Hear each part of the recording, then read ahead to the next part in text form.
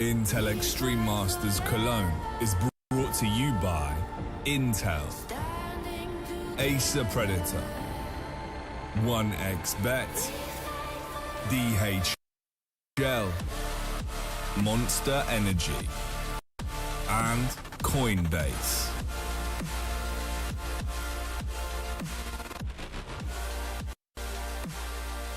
These are those moments I don't think anybody else is going to forget.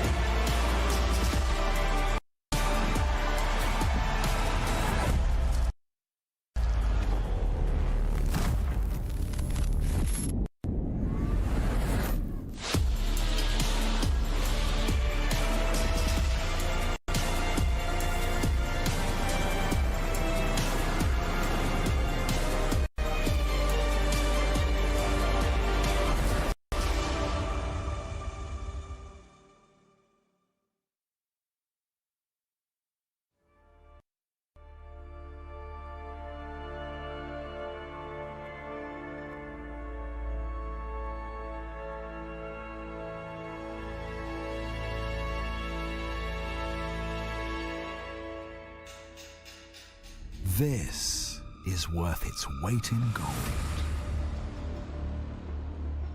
What does it actually mean? That some things cannot be bought. They have to be earned. You have to deserve them. Through dedication, you get experience. Through experience, you get competence. Through competence, you become a professional. A professional who has earned their place in the spotlight to fight for something priceless. What the reward is, that is up to you.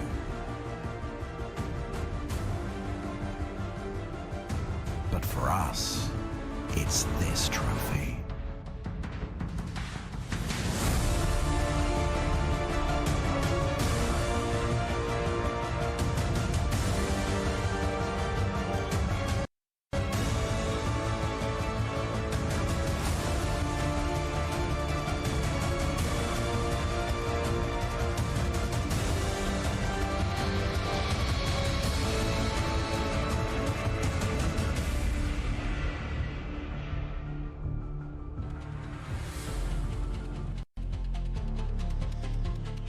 Well, we've been through the play-ins, we've been through the group stages, the quarterfinals are done, and now we start with the semifinals. Yesterday, quite the series of events here at the Intel Extreme Masters Cologne 2021. Astralis and VP and Gambit Faze, all four teams squaring off. Now, of course, that did give us Astralis going forward, taking out VP, and then Gambit being upset, surprised by a Faze clan that have come into this event, breaking hearts and taking names. And how did that make you feel exactly, Maniac and Yanko?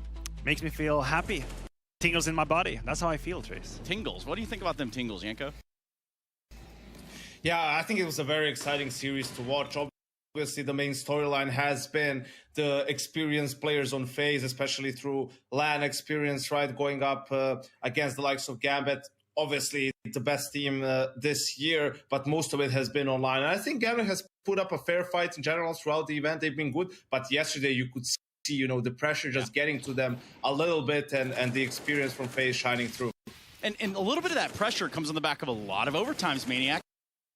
How many overtimes we have yesterday? Like 15? Yeah, I do believe we had about 1 million overtimes, which is great, honestly. Trace, it's great because this is such a pinnacle moment in Counter-Strike. You know, these moments where the strat books kind of fly off the window and it's about individuals handling set pressure. It's about IGLs finding solutions, crazy clutches. I feel like we've had everything yesterday, and it's going to be exactly like that today. Yeah, absolutely. I mean, there was a test of endurance, Yanko. Oh, yeah, for sure. And I think for Astralis, you know, it has been like that the whole tournament pretty much. And again, we've talked about it time and time again. You see why Zipex is the highest rated player. Of course, when you talk about Zipex, this is the newest addition to the op arsenal over at Astralis. Now, he says some words along the lines of feeling the LAN mojo, but in reality, you know, when we talk about it, it's going to be VP putting up a good fight, Astralis still somewhat struggling to close. I think for Astralis, it's a do-it-yourself kind of scenario, right? We know they're struggling in terms of strike, but it doesn't matter. He's talking about mojo. Think about how much these people, that core, has gone through the years. A whole lot, yeah. We're talking about the Xavier, the Magisk, obviously Glaive and Dupree. These guys, they know each other so well, and it's that feeling that they are all just playing slightly better. They're pushing each other towards a common goal here. Could that be the last roar of the lion? We don't know. It's a possibility, but they're ready to give everything on the table. Certainly not, Yanko. Certainly not. Oh, yeah, for sure. I think they've proven to themselves even that they're still capable of being a contender, still capable of beating some of these other Tier 1 teams on LAN. In the long run, of course, they've said themselves they're looking for a stable primary opera, right? But at least in the near future, until they figure things out, for the long run, they know that they can still compete at the highest level. Yeah, and you know, the pressure doesn't just stop there. We don't just pass the buck and only throw it at Gambit. Land pressure is so real that in this moment, Major Champion Hobbit even felt it. Yeah, I mean, when you know that a man like Hobbit, which by the way has won a major, still feels the pressure, then you start to understand and you start to feel this difference, this step we were talking about from going to online or from online to offline to the LAN event. It is quite special. Hobbit talked about it. We heard it from the interview. He said, you know what, that loss versus G2, it's shaken us to our core. We felt bad about it. We felt fragile about it. And we saw that same, I want to say, aspect of it against Faze. So, Yanko, you talk about a little bit of confidence there. What would something like this do to Gambit in the long run? To be honest, I don't think it's going to do too much. Of course, they're going to feel disappointed that the first event back on LAN, they didn't, you know, at least make the grand final, because that's been the standard for Gambit. Like, that's what we need to remember, right? They put the ceiling so far for themselves. The expectations are so high that this is like considered a failure for Gambit. There's no shame in losing to a team like Faze. I think only people who don't really understand Counter-Strike and how things work, you know, will say, oh, Gambit never in a million years should have lost this game. No, like, Faze is a different beast on LAN, and Gambit is a little bit of a different team online, but they're just getting that necessary experience, right? They're going to learn a lot from that loss. They're going to need a couple of more events, but they're not going to be as polished probably as they were online, and I think that's fine. And what's important for Gambit is that they understand that that's completely fine, right? You don't need to start winning tournaments straight out the gate, and just gain that experience a little bit and be more composed when it comes to these big LAN games. And it's the moment to play Gambit. If you're anyone else in the world, this was the moment to play Gambit. Yeah. Where they could just, you know, just miss that extra edge, that extra confidence.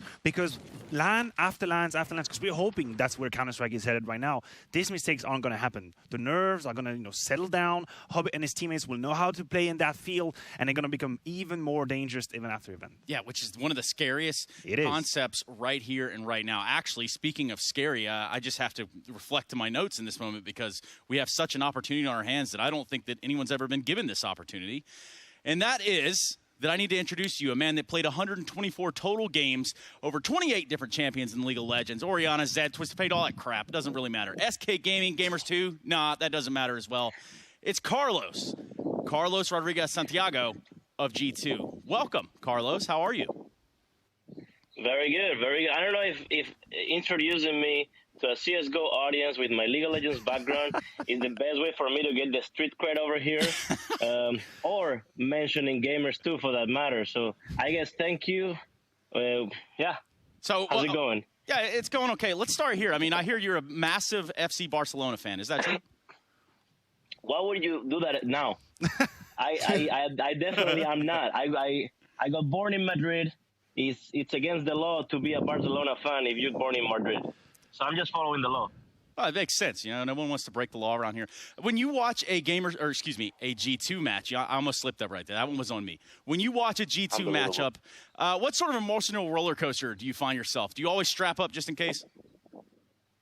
Honestly, dude, I'm just coming to terms that I'm just supposed to need a bypass after every BO3 or BO5. Okay. So I just live with the fact. I just know that even if we are up 8-0, it's probably going to end up 21-19 or some shit. So that's just something I've come into terms with.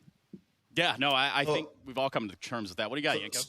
So basically, like that's what I was interested in. So you don't really make your teams at the beginning to become a meme that just happens naturally by itself? Yeah, I don't know what's going on, but it's like every single one of our teams got something they're known for. And that something is typically not the greatest thing. So that sort of undermines every good accomplishment that happens, Like, it doesn't matter how many tournaments we win, even if we win IEM Cologne, everybody will know us as the team that just screwed up that bomb planning nuke against Astralis. And you know what? That's fun. You know what? Listen, I'm the first one that comes into the office on a Monday morning, everybody feeling miserable, and make bomb jokes, the first thing in the morning. Bomb jokes in the morning. As a reminder of what happened last Saturday, Yeah, that's me. So it's good. Self-deprecation. Yeah, and join them, or otherwise you're gonna have a problem. That's very healthy to an extent. Hey, Carlos, how has having been toxic in the past helped you with sort of picking up toxic players for your organization? Oh no, I am still toxic, so we still pick up toxic players. It's good. It's good. Everything's on brand. That does make sense. And, as one of the original screaming competitors on LAN, what do you think now when you look at LAN, now that we're back in Cologne? Oh, yeah, it feels good, man. It feels good. I really can't wait until I go to the first stadium full of people. And, hopefully people can, slowly everything can get back on track. I feel like that's esports, even though everything can happen online. I don't know, the vibes at LAN is just unmatched, Yeah, it's a totally different beast. Carlos, I think we have just two more questions for you. A, is G2 going to win this whole event? All right, so mathematically, okay, go on. Mathematically, we'll probably reach finals and get 0-3, but actually, also mathematics play in our favor, because if we lose 0-3, if we have lost 0-3 as many times as we have, then it is only normal that we no longer lose 0-3, right? Because that already happened. So probability is probably in our favor. Okay. There's some science to it. Yeah, there's some numbers there. I think that all checks out. Hey, 1-3 this time? Yeah. Listen, all I care about is progress. 1-3, I mean, it has to be against Navi. No, I'm not going to fucking lose against Faze Clan. But, against Navi, 1-3, all right, I'll take it. But, yeah, first thing is Astralis. I hope, just for my own sake and pride and ego, not to lose against these guys. I don't hold them in high esteem, so I'm just hoping that we just sweep them 2-0, go home. And wake up and talk about bum jokes in the office on a Monday. Got it. Thank you, Carlos, for coming by. We're going to be watching a little bit of G2 later on, so thank you so much for stopping by. Yes, sir. Thank you very much. And everybody, have fun. First event in a while. Enjoy it. Yes, sir. Thank you very much. Now, that is Carlos of G2. He does kind of run the whole show over there. For us, I need to run this show into a break so we can come back and start talking about our first semifinal here at the Intel Extreme Masters Cologne 2021.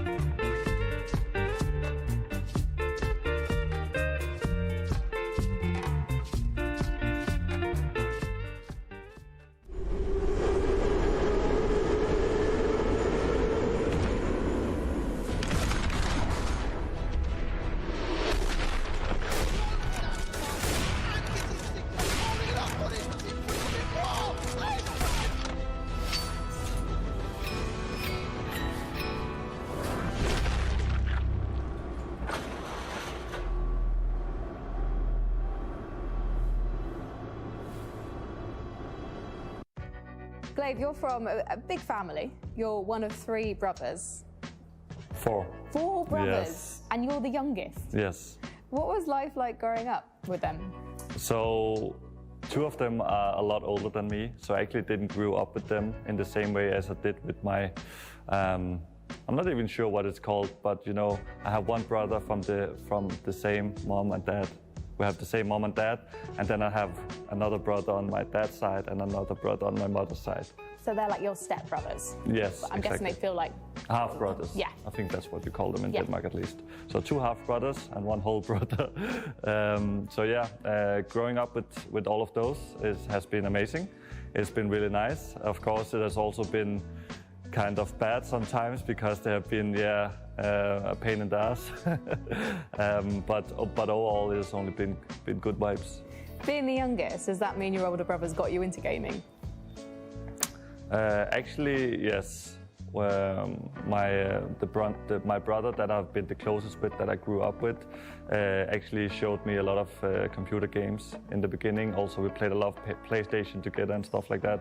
So yeah, he really showed me gaming, and also like my mom, she liked to game as well. Back then, I remember playing PlayStation with her. We played, I think it was a game called Fisherman or something, where you just had to like get the biggest fish. And I just remember we were so happy every time we got like the biggest fish.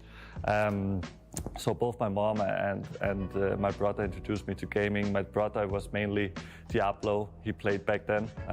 So we played that together as well. What about Counter-Strike then? Was that first played with your brothers or with your friends? Yes, that was also my brother who introduced that to me. He was playing it at his club, where he went with his friends after school. He was playing it there, so sometimes when I saw him or when he came home, I could see him playing it. And then someday I said to my mom, "Please, Mom, I want to play it as well." And I think it took some time, but at some point she said, "Okay, you can start playing it." When did you realize you were better than him?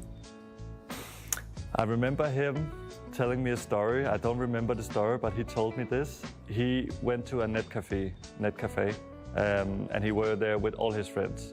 And he was taking care of me that day because my mom and my dad was going out together. So he brought me to the net cafe and we started playing together. And I owned them all.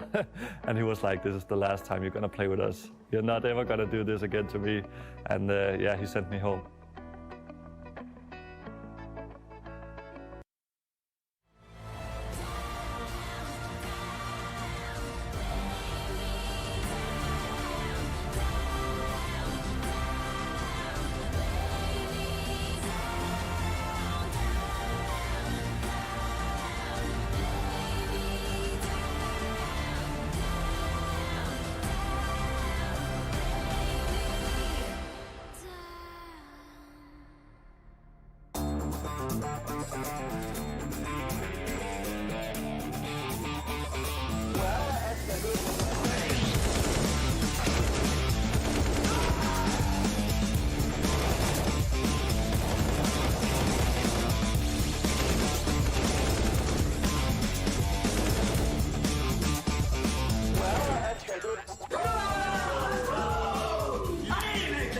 I think he's always been regarded as, you know, one of the special breed. This is a player that you can build a team around that could carry you to trophy lifts.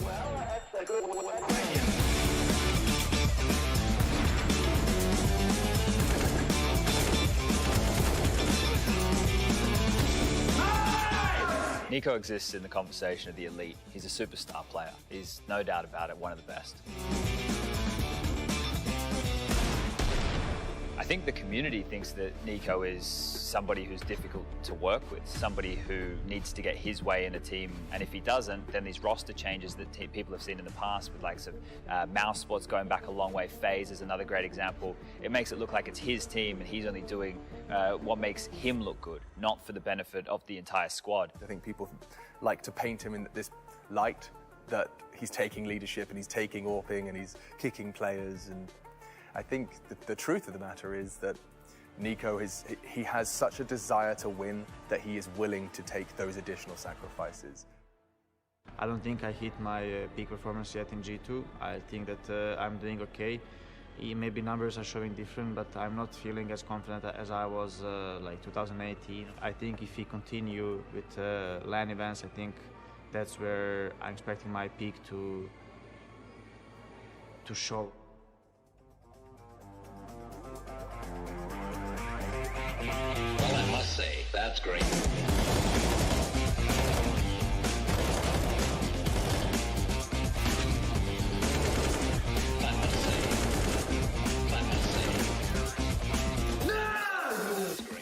There's always been these kind of roadblocks stopping him from truly manifesting the greatness that he clearly has the capability for.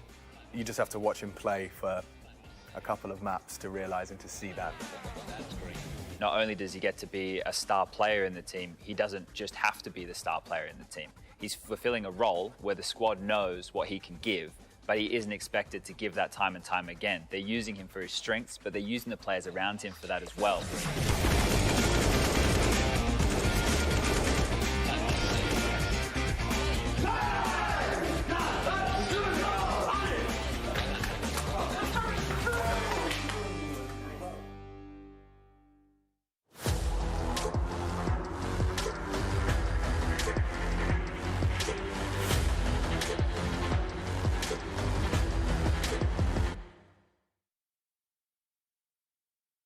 We've got Nexa to talk about this epic matchup between G2 and Astralis. And Nexa, Astralis, they're not the well-oiled machine of the past. They're playing a little bit looser. And I'm just wondering, does that make your job a little bit harder? I think it makes our job a little bit easier. Like, it was always hard to play against them, especially on LAN. But now I feel like they don't have a main opera, so they kind of have to adapt their play style and play a little bit differently just so they don't get punished early game, you know. And I think it's worked well so far because I think people don't really expect this from them. Like, you play against Astralis and you're expecting this like defaulty slow pace, but then they're like throwing like some specific rounds at you all the time, like hitting extremities. I think they've done a really good job with what they have, and they adapted really well to the situation they're in, and they've done really great to get this far, you know. But I think, honestly, I think we can take them down. And what did you think of their match yesterday against VP? It was a very tough match. First of all, like that Dust 2 was pretty crazy, honestly. But then, like later on in the Inferno, it was just the experience that showed up and took over and won them the game. Like, they are some of the most experienced players we have in the scene, and that's why they are so scary on LAN, you know. And it's always a tough matchup to play against them, especially on LAN. But I mean, we have to beat them if we want to win the trophy. If we want to lift the trophy, we have to beat everyone. Not too long ago, Nico described your game plans as clinical. And I'm just wondering, how do you think they've developed since the days last year when you were playing fundamental, simple CS? I think like the CS that we were playing last year was working because, like, it was working last year because it's kind of a play style that can work on LAN. Like, I always kind of said, like, in interviews that Kerrigan was like one of my favorite IGLs, and I was always like trying to see how he calls and like how he's doing things, you know. And I've kind of based my like calling style based of him. So like the same thing that happened to us is basically happening in Faze, like online. This play style doesn't really work so well online, you know. But it's a LAN play style, and as you can see, like Kerrigan doing what he does. Again, he's like bringing another team to the top, and like we had to change during the whole online period. We could not keep the same play style, the same game plans. So we also had to adapt. We had to change like the approach, how we were preparing games and everything. And we finally found like the solution, like to be this like super precise, super clinical. We knew like over time with more experience what we had to do to actually win games online as well. But now that we're back on LAN, we're still kind of doing that. But we know that we have things to fall back on because it's LAN environment, and the things that don't work online work on LAN pretty easy. Nexa, thank you so much for talking to us. Good luck today. Maybe we'll see you in those finals tomorrow. Thank you. Yeah, maybe, just maybe. Of course, the quarterfinal's done. They didn't really have to worry about that. Now, in Katowice, a totally different story. Look at it. They got all the way to the finals. Carlos was gifted a swift 0-3 in the finals. And that was before it all hit the fan, really. G2 garnered 19 rounds over 3 maps against Navi in those finals. Yanko, thoughts? Yeah, that was a complete stomp, and now it was just on a different level, that whole tournament. I think Carlos was referencing a little bit G2 in some of the other games. I think that's a recurring theme for the squad. But yeah, different G2 this time around. They're definitely playing some better Counter-Strike, and what Nico said in that video as well, that they're feeling much better. You can see that the last 4 events, really, they've always, always the bridesmaid, never the bride, just getting to the very top. And now again, they're at the same Colonel Trace. Yeah, and that's what we're looking at. The real truths here are this: Nico and company are poised to get to the finish line, but can they cross that line? That's the biggest question. That's what I was waiting for since he joined the team, and even before he joined the team. I just wanted to play with him. My goal was to play with him since I started to play CSGO. My goal wasn't to win any trophies, to win majors or whatever. My first goal was to play with him and to try to win this everything with him. So he's now here. It's a great feeling having him next to me and playing together. It's really something that I was working for a lot, and especially because I bring him into my team, not him to bringing me in his team. So yeah, it's great feeling, honestly. Excellent feeling, and even cooler than that, we'll go a little bit further. Yanko, I think you might have some words here. He just wants to play with Nico, man. Isn't that the sweetest thing you ever heard? Yeah, it's pretty much up there, Trace. I think for Hunter as well, he kicked it off a little bit late in CSGO. Nico was already an established player. He was already making highlights in Mousesports and later on in Faze. So he had to play catch up, right? And not only did he manage to do that, as he said at the very end, he managed to bring Nico into his team, not the other way around, which is what you would have always imagined. And it just tells you like the desire, and it's the same for Nico, right? For Hunter, it wasn't even like winning the big tournaments. It's just like doing it with Nico. So, Maniac, is Hunter the stronger cousin? Look, now with the Nico that we are seeing, a year ago I would have told you probably yes, but now I think Nico is reclaiming that spot. I just think what was supposed to happen when these two, gathered forces on G2 is actually happening, which is both players firing on all cylinders, topping the charts, being that 1-2 punch. Now, for G2, this event is about confirmation. It's about confirmation. It's about making it to the next step. We had that plate. We showed their placings, these semifinals. Everything is coming together now for G2 to make it to the next level. They had never beaten Gambit. They beat them 2-1 with a clinical play style. Jax is playing better. Nico and Hunter are performing. All these elements are coming together for G2's story. Well, let's not negate the fact that when they did play Gambit, this is during the group stage, albeit, they had a pretty good CT side on Mirage. Then the bottom fell out, Yanko. Yeah, I mean, it was a close game, albeit, but it's the mental aspect, Trace, that matters the most here, right? They haven't been losing to Gambit. They're getting crushed by Gambit. The one map they won against them isn't even in the pool. The games haven't been close, right? So for them, they're just going to be focused on, hey, it's LAN. We finally did it. And I think also when we talk to them at the previous tournaments, they've been saying that, we realized how we need to prepare for these playoff games, like be more relaxed. We've been overdoing it, right, because the desire is so great.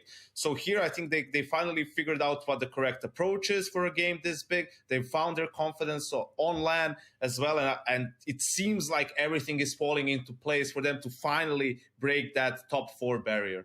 Which is an exciting time for G2 fans around the world, all rejoicing, of course, that hashtag G2 Army, all that good stuff. But most importantly are our players to watch. Turn your eyes here now. At the end of 2020, untapped potential warmed the benches of both Astralis and G2. Initially shifted out by Nico's addition to the G2 roster and finding a reprieve in the wake of Kenny-S's departure in March, entry fragger Jax has made the most of his return to active play, making space for the stars of his team while showing new confidence on CT sides with some extremely cheeky off angles. See the A site of Vertigo. On Bubsky's rare outings towards the end of last year, he stood in for Zipnix on Nuke, there to add some aggression but not quite finding his comfort zone. Here in Cologne, however, his ability to make risky plays a success and his confidence in aim duels has given Astralis the unpredictable edge they needed to upset the expectations of their opponents.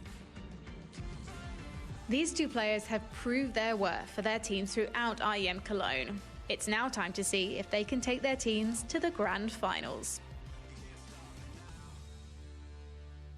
Yeah, quite literally on the cusp here. We look at Astralis, we look at the other side, and I know that this one's going to get your blood flowing, Maniac. Oh, man, it does. It absolutely does, because the Astralis story, they came into this event with the will to survive. That's survival instinct. That is how I would characterize Astralis. And the fact that it's not pretty, obviously it's not clean, it's not easy, but when it gets down to the nitty-gritty, to these overtimes, they make the freaking difference. And you have two players in there, Majestic Zip, who are currently amongst the best clutchers of the event, and that is no magic. That is no magic because they know how to push it over the line. And this is what I love about it, just fighting for it. Yeah, absolutely fighting for it because it's right there in front of you. You could almost just reach out and take it. Yank, I want to direct this one your way because, you know, the last time we saw Astralis play up against the Navi, simple dunked on him. Navi's not in this game, but who could recreate the same level of trouble on the G2 side for Astralis?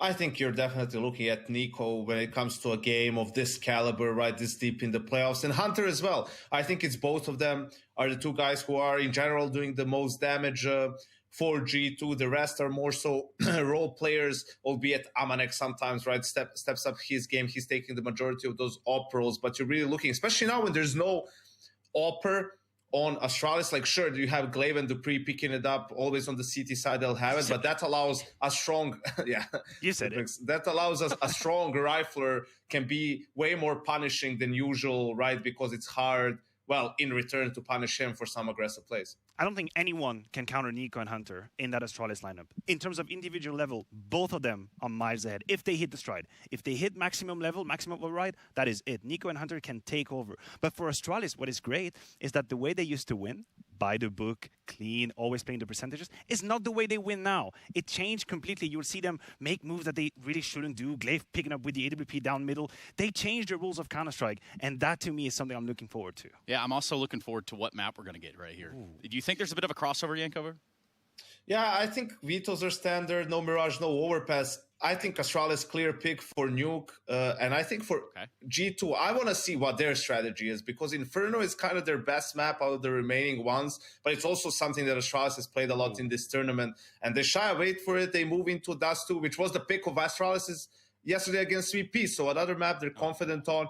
We see G2 again remove Zaysh, so we get that Inferno decider, right? Another handshake. They don't want to risk anything in a game of this magnitude, but this was the problem for G2. There wasn't really a clear pick for them as Nuke is for Astralis. Yeah, I agree. I mean, the fact that the last time they played Dust 2 in that tournament, they lost 16-8 against Big is obviously not a good omen. But if you are G2, as Yanko is alluding to, you don't really have an absolute go-to. Mirage is taken away from you. Nuke is a comfort pick. I mean, Vertical could have been a question, but they go for Dust 2, and we hope they won't live to regret it. Yeah, I just want to reflect a little bit the last night, right? So we got Astralis VP. We see Overpass. We got like a nice first little half there by Astralis, right? 10-5 on the CT side. What happened in the second half that led that one to be exponentially closer? Look, it's what I'm telling you. The very modus operandi of Astralis used to be, we're going to play the percentages, we're going to do what we're supposed to do, and we're going to close the round because our protocols, our structure is close to perfection. This is not the case anymore. Astralis have to go out of their way to find rounds, to beat their team, to beat their oppositions, right? So by doing so, you expose yourself to punishment. You expose yourself to kills you shouldn't get. You lose rounds you shouldn't get. The overall, 5v4 conversion of 80% is not the case anymore for Astralis. They play dirty, sometimes they pay the price for it. Woo. And that'll get you going, ladies and gentlemen. Astralis versus G2 in a semi-final bout. We've got Nuke, Dust 2, and Inferno on the cards right as we get started with Harry and Hugo.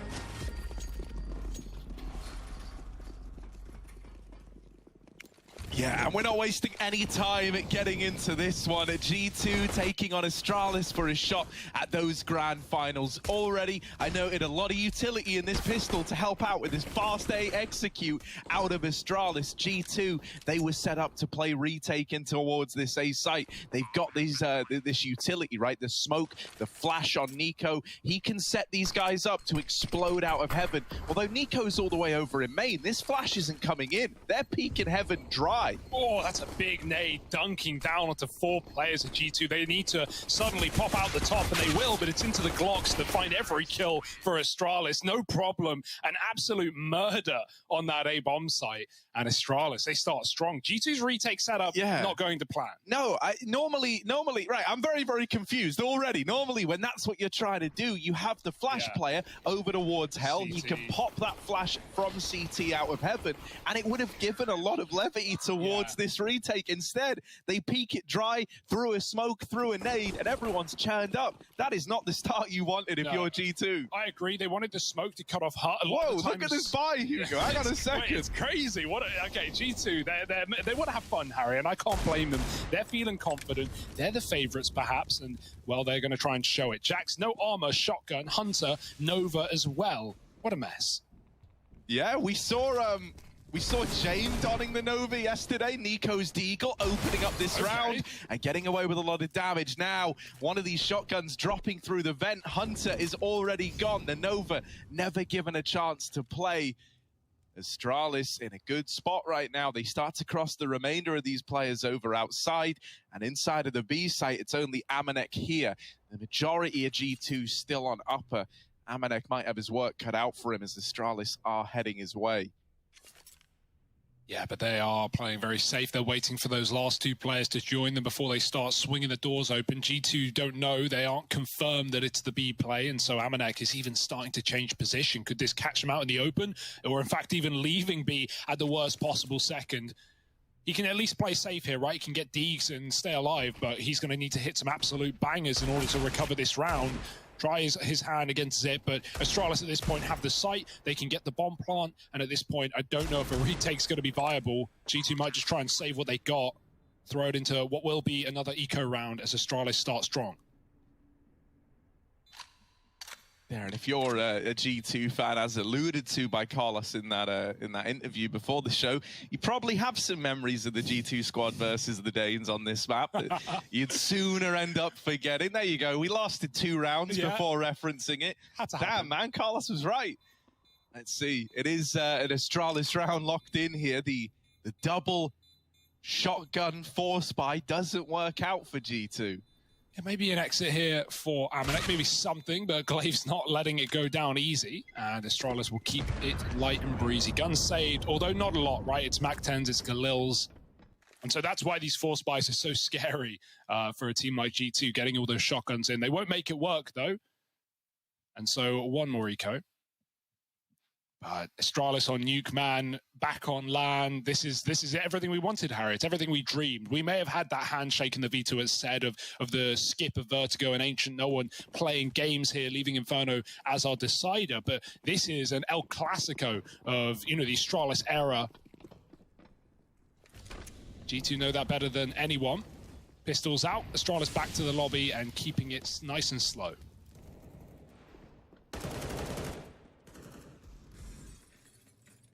Yeah, there's still this glass auto shotgun in play.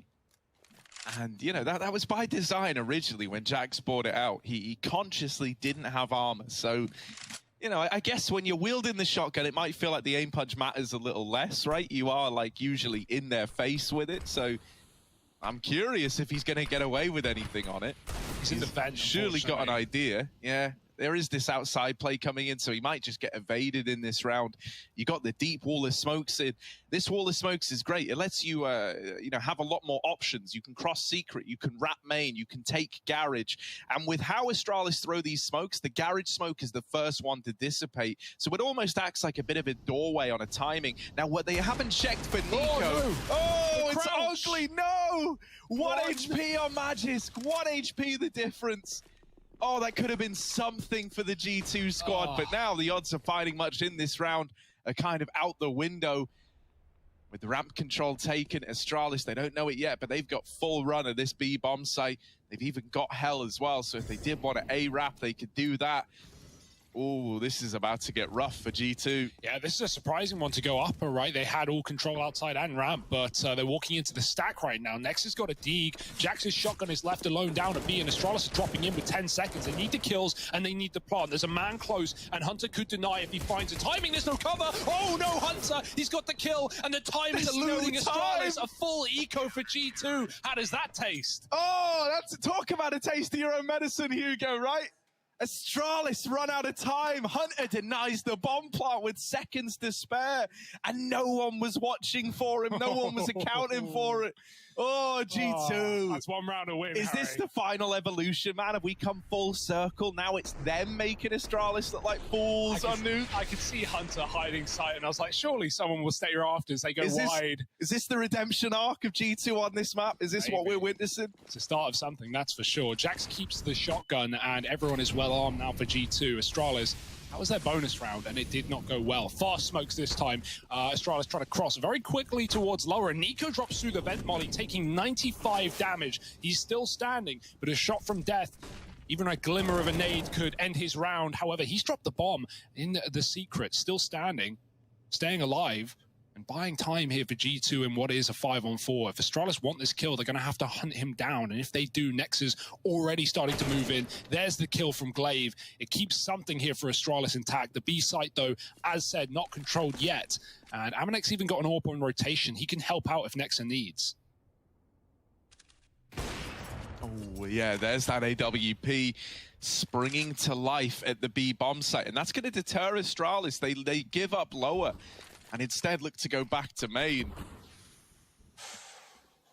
Everywhere they go, there's something, you know, pushing them away from their original intention. Whether it's down to B, they don't want to run into the AWPs. Now they try to go main. As they get to main smoke goes in. Well, now you got to reroute again. Now you got to look for another plan of action. This bomb is going down lower while Zip is moving in through hell. And he's going to try and take ramp, I'm imagining, to split this B site. But you've got to get past Aminek's AWP and Nex's AUG. And that is easier said than done.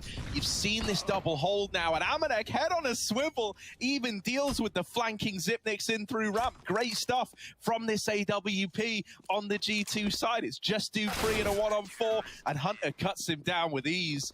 There was just no time for Dupree. He had to run bomb out if he wanted to win that one in the clutch. Yeah, it's crazy the storylines and the time that G2 and this team and these players have gone through over the past 12 months, right? Like from, Jax leaving the team, getting his English back on track, rejoining and looking like an absolute beast, looking so much better than he was even originally in G2. And then the story of Nico v Aminek, right? Nico getting brought in for the AWP. We see him more on the Krieg at times. It feels position-based. It feels feeling-based. And when Aminek has that up, man, he is such a star with this weapon. Up against a team like Astralis, who, again, we've seen all 5 players AWP on, even in that quarterfinal yesterday, and all have their moments. They've still got their work cut out for them, even against a team with similar woes on the sniper. Right now, it's just pistols, though, for Astralis. 2 Deagles, 3 Glocks. Going to try and group on the ramp. We got some crossing outside, but Nico's here in time to deny, and there's no utility to keep him back. Maybe the Deagle will do.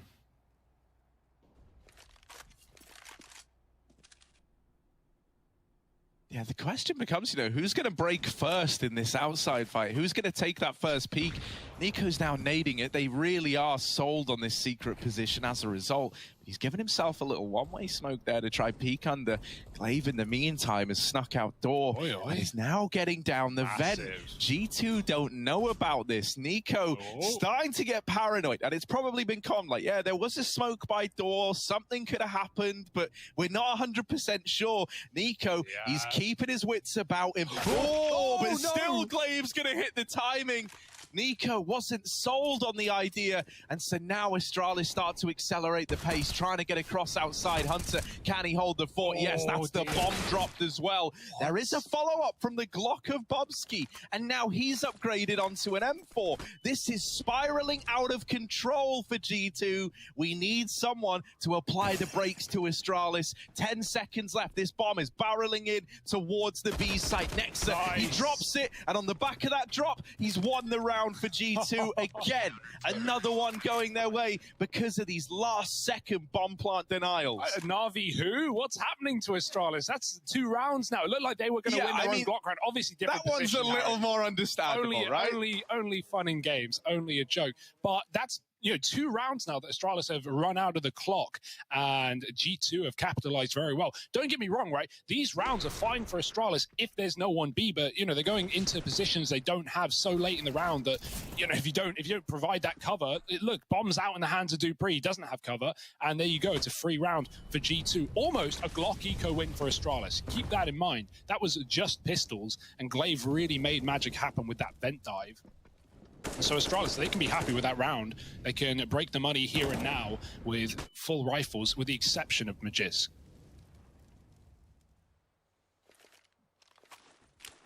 Yeah, it's left you in a bit of a weird spot, right, on the players that saved. That's why you've got, like, Magisk, Don, and the Deagle here. You're also a little bit limited in terms of the utility, and I like what Hunter's doing. He's really taking liberties. He tries to peek through the door smoke on an aggro push. He spots players back in lobby, and now G2 have painted a much better picture of what's going on in this round. They've seen the outside smokes as well. There's 2 players here to try and deal with it.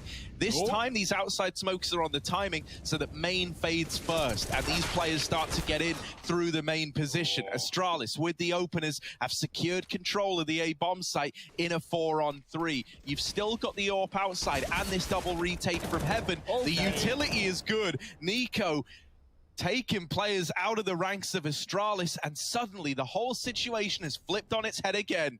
Yeah, back down the vent for Magisk. Dupree still here, but they're going to safe rotate. They want to go ramp side. Can Dupree find any kills on this drop? No. Amanek denies his rotate, and now Magisk is in hot water, in trouble. 1-on-3, and he can't hit a shot with the Deagle. It's going to be a round for G2 yet again. Very, very smooth moves for G2 just to take that safe rotation. They knew Dupree was still up, but they knew someone was on that A site.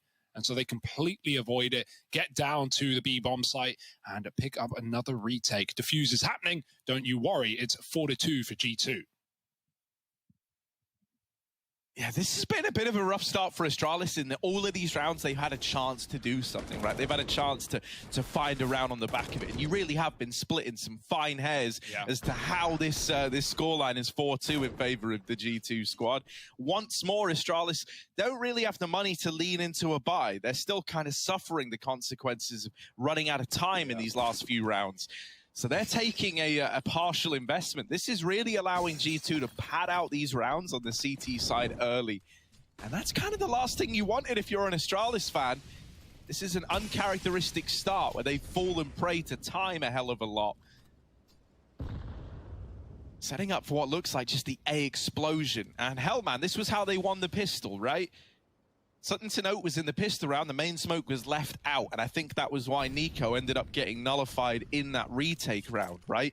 Oftentimes flashing from behind the smoke in main, he wasn't given that. I'm curious if we're going to see similar things left out in this one. Utility goes over, but the real play's coming in at ramp, and Amanek is tearing through it on this AWP. Amanek, come on, 3 in the round, and Nex is going to steal the ace away, but it's still 5 on the board for G2, and it's flawless to get them there. Yeah, you don't care. You're not looking for aces at this point. You're looking for those grand finals, Harry. That's what's in the back of the mind, and maybe even in the forefront for all of these players right now.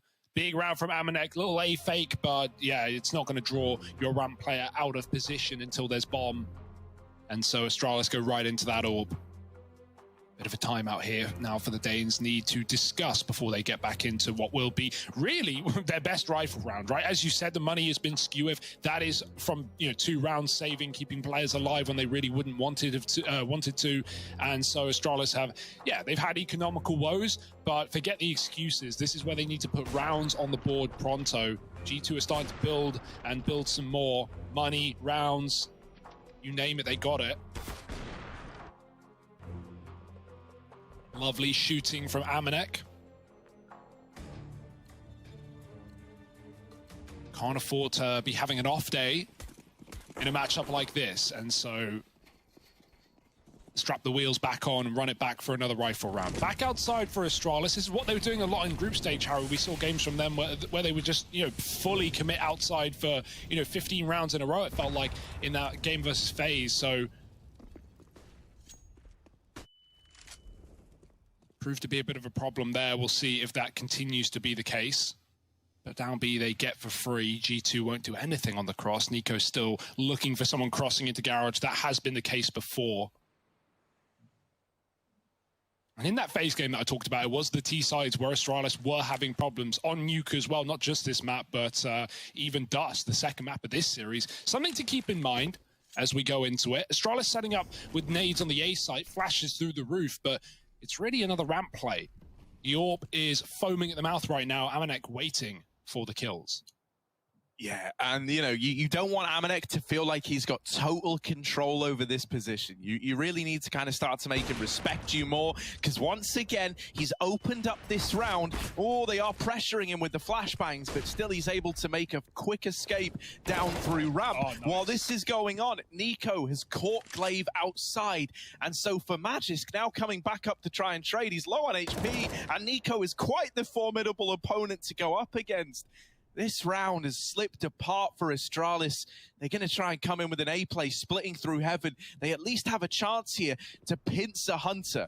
Down in the site, there's another man who they don't know about yet. Yeah, Hunter's spammed out, but Jax was there, ready and waiting to deny any opportunity at a bomb plant. G2 are up onto 6. This is a very convincing CT side thus far. Yeah. Something that's so impressive is just how aware they've been.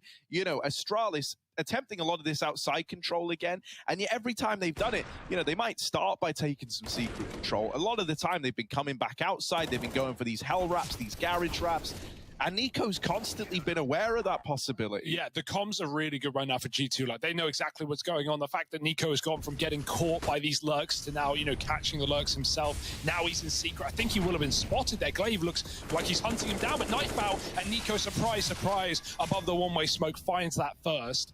But on top of that, right, we've seen a lot of these A-fakes for Astralis, lobbing in utility into the top site and going back to ramp. I mean, that might work against a team that's scared, but G2, as said, the comms are good. No one's over-rotating. They see a utility, nothing comes out, and Amanek keeps getting kills off on the ramp with the orb. So it might be time for Astralis to go back to this A site and try and hit it with some of the util. G2 might not expect the pace. This round, there's no grenades. Just walking through this door smoke. And Hunter's looked away.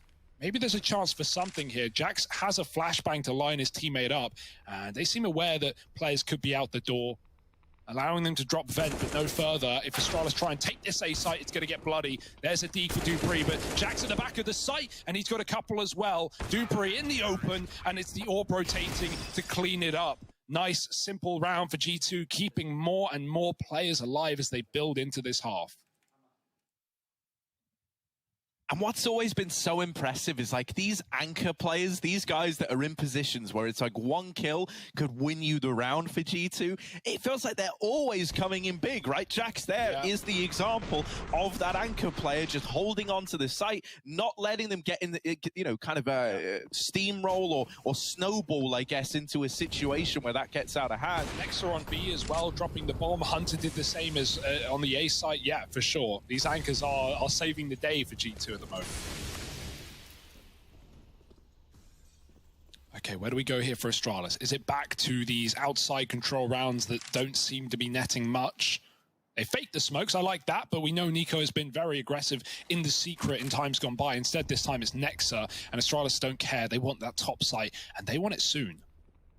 Yeah, Hunter waiting for the door peek, and he spots Dupree on the jiggle. Amanek's coming in to help him out. They constantly have like little 1-2 punches. You think you're just going to have to deal with one, and suddenly a second player emerges from the crawl space. There's Amanek surprising Dupree. There's more players back in the lobby, and look at Hunter. Look at the real estate he's trying to take. They know. They seem to know. Glaive looking into the corner, throwing a close flash, and they're trying to clear it properly. Bubsky will. Dinked in the process. Meanwhile, Astralis will gain him space outside. Zip is crossing behind main. Astralis are keeping on this pressure onto A, so Zip can come in on this split. 30 seconds, Nico is impatient, and this might be a profitable push. He's coming in on the flank right now. Glaive with nades in hand. That timing outside is not happening. It's going away. They're going to end lower instead, and this is not looking pretty right now. Crossing secret with the bomb is all Astralis have in this round. But once again, Hugo, we talk about the anchors. We talk about these positions where if a player gets 1 or 2 well-placed kills, they win the round. Well, this is Nexa in this one, and it's his destiny to go on to close this out for G2. And then Bubsky even dying, trying to save the AK. G2 are brutalizing Astralis right now. Man, we were so hyped up after that Astralis game just yesterday, right? You know, the question was, like, are they back on LAN? Is this it? Well, I tell you what, versus an opponent that's giving you no respect, they're not treating you like the Astralis of old, you're not getting given the usual room that you're used to. You're not getting given that air of comfortability. NiKo, that round as well, I think was a good example of that, right? Pressuring lobby, helping flush these players out. Yeah. These are the kind of pushes you're not really used to having happen against you if you're Astralis. And he wasn't the only one. It's like layered pushes, isn't it? Hunter going as well, and Dort, yes, he gets spotted and dies, but it's just showing what G2 are feeling right now, right? NiKo pushing ramp that round. In the past, he's been secret coming up, and that's a change that I like for G2. It's not like they're just putting Amanek on the AWP and leaving him on ramp all half, and Astralis go, well, Amanek's AWPing ramp, that position's out of bounds, let's just not go there. Sure, there's merit to be said for that statement, but at the same time, with Amanek and NiKo constantly swapping positions, with Nexa ending B, with Astralis never knowing what to expect where. Is it a safe secret round where Nexus giving it up? Is it NiKo pushing up the secret stairs with flashbangs? Are we getting ramp crunch? Astralis don't know. It's been different every single time. So G2 keeping it fresh and keeping up in the lead gives us another round with just Eags. And, you know, it was this map that you know, spawned the famous Carlos copy-paste of, you know, oh, that's real CS right there. Yeah. Real men, they poo, they wee on nuke or whatever he said, you know. But it's one of these things where, like, it's not just the individuals right now that are making this convincing case for G2, right? They're not just running amok and besting you in individual fights. Their individuals are stellar, don't get me wrong, but they're also out-calling Astralis right now. Every time Astralis have tried to make one of these last-minute changes, G2 have been one step ahead, and that's what's won them the majority of these rounds. So this is really impressive what we're getting out of the G2 squad right now. And honestly, I don't know how Astralis stemmed the bleeding. I'm not looking at this going, yeah, man, you know, it's Astralis. I've got faith that Glaive can figure something out. It feels like they've tried a lot and nothing has worked thus far. For sure. I keep referencing that Faze game, but it did really make me question this Astralis T-side on Nuke, is because, you know, we're not seeing the mistakes they made there, which was just these constant outside takes. But right now, NiKo has dropped the bomb, and this round is already to be forgotten. Nexa push back on ramp, and again, just fresh positions for all these players. He will die. That's a gun to be given, but how much can Astralis really do with 20 seconds? Amanek holding hell, and he's dropped Zip as well. It's just Dupree, who might even want to save, but he's got lost bonus coming. So, you know, it doesn't really matter at the end of the day for Dupree. So save he shall. And yeah, even so, Harry, like 8-2, now 9. Individuals there, calls there, reads there. What is the answer? Maybe Astralis need to go back to one of these top site splits, but they just tried that, and NiKo hits the perfect timing up secret to kill both main players. So didn't really go too well for them, did it? Mate, this is a G2 that are hungry for finals, right? Like, Astralis might have said, look, quarters aren't enough. Well, if this keeps up, G2 are looking to put it to bed in the semis for the Astralis squad, man. This is unreal. And, you know, the fact that so much of this stopping power is coming from this AWP on Amanek is a treat as well, right? Considering that for the longest time, the AWP kind of role hung in the balance for G2, it still kind of is, you know, feeling base from time to time. He's really laying down the pain. And as you say, this kind of ability for him and the rest of the team to seemingly swap out at the drop of a hat is great. Astralis never know where they're going to encounter this AWP. Yeah, and NiKo is still annoying them as well. He just crossed main and he threw a secret smoke at the top. It looked like that one way that he's been playing over the top of. So if Astralis go outside, they think he's already secret. He's only just getting there. Zip, maybe some kills. There's a barrel up close. There's an AWP, but it does find the frag. And Amanek keeps things even. Massive kill from him. Zip almost had a double on his plate. Astralis might be scared of this outside control, as said, NiKo throwing that smoke in secret, and so they cross garage. He has gone down vent, so he is ready to react if things get hairy down B, but that's not going to be the play. The bomb is very late. This is the problem for Astralis, as they don't have any more smoke other than on Dupree. Not enough to really make a difference, though, with so many angles in the yard. Dupree going to begin to cross all the way to hell. This is very sneaky for Astralis. G2 have definitely got to be cognizant of this possibility, though. 2 towards the back of the site. Hunter trying to get that lobby info. And Magisk, if he can push NiKo back, that is at least something here as Astralis try and creep onto him in B. Oh, yeah, this is a little bit wild, a little bit crazy, especially if you're Nico, right? He doesn't know it, but they are all around him. Now the penny's dropped. He goes back to try and fight in the site and is blindsided by Glaive. A bomb plant with 8 seconds left going to come through, but they are lacking players for the hold. Hunter out of ramp absolutely annihilates the remaining 2, and the defuse is in. As fast as that bomb goes down, the round is over for Astralis, and G2 just swiped that post plant aside like it was nothing. You can see the cogs in G2's brain whirring, right? These meat machines of men just realizing exactly what's going on. It's Astralis. I love that round. I love the call, right? Magiska's distracting Nico in secret. Meanwhile, the rest of them are walking down ramp. But the big problem here, Harry, is the time. Again, it eludes Astralis. It forces them to run. And the second they start running on ramp, that double back A-site setup, here's everything. They make the call. Nico knows he's getting rushed. He's able to at least put up 1 kill there. And then the rest of G2 come down vent, they come down ramp, and they pick up another retake. It's all too familiar territory. What a streak of rounds put together by this G2 squad. Yeah. And I don't think they're going to go cold there anytime soon. And with how this game started, the pistol round really looked like a solid anti-strat out of Astralis, right? They were so cognizant of that A retake setup. They left that situation with the goal of rendering Nico useless, a key piece of that retake. Since then, man, since the rifles have come out, we've had Amanek AWPing at ramp. It has completely blindsided Astralis. They do not know what to expect, it feels like. Oh, a fast A play. Yeah, okay, desperate times call for desperate measures. All right. Go out and try to get these frags. Hunter with the double has turned it back into a 3-on-3. And look at Nexa go. He's in the site. He's still fighting for control. There's a player up close, but he's burning out Dupree. Has to worry about the wrap. They are all around him. Amanek is here helping out as best he can. And Nexa will deal with Bubsky. Dupree is suddenly thrown into a mad world indeed. He's going to Gary Jules himself all the way down towards this B-bomb site, running in, but already in the door is Nico. And once again, wherever you go, there is someone for G2 waiting in the wings to ruin your day. Yeah, maybe if Bubsky had an AK there could have been a hope in that 2-on-3. He gets a dink to the backside player of Nexa. But yeah, really nice A anchor work again for G2. Hunter stalls those kills out beautifully. Nexa's so quick at dropping in. And it feels like, again, you're just forcing plan B from Astralis every single round. They're never ending up where they want to go. You're going for an A-rush with full util, and then you're diving down vent in a 2-on-4 because you know you can no longer win this round. It just gives credit to how well G2 are holding their spots right now. 11-2, Astralis, they want another A play. We got the Alexi B flash on Magist. This is a lovely little flash through the rafters and good for a hot rush. But Astralis, are they actually going to commit to it? So many times they've feigned this A take and they've gone back to ramp and it's not gone well for them. Oh, well, they spot Amanek's AWP outside and they think, oh, well, ramp must be a little bit easier, a little more free, and they will get past the double hold of Amanek and Nexa. It wasn't any more free than normal, right? The AWP wasn't there. It was a double hold instead, but you still managed to take this ramp control away.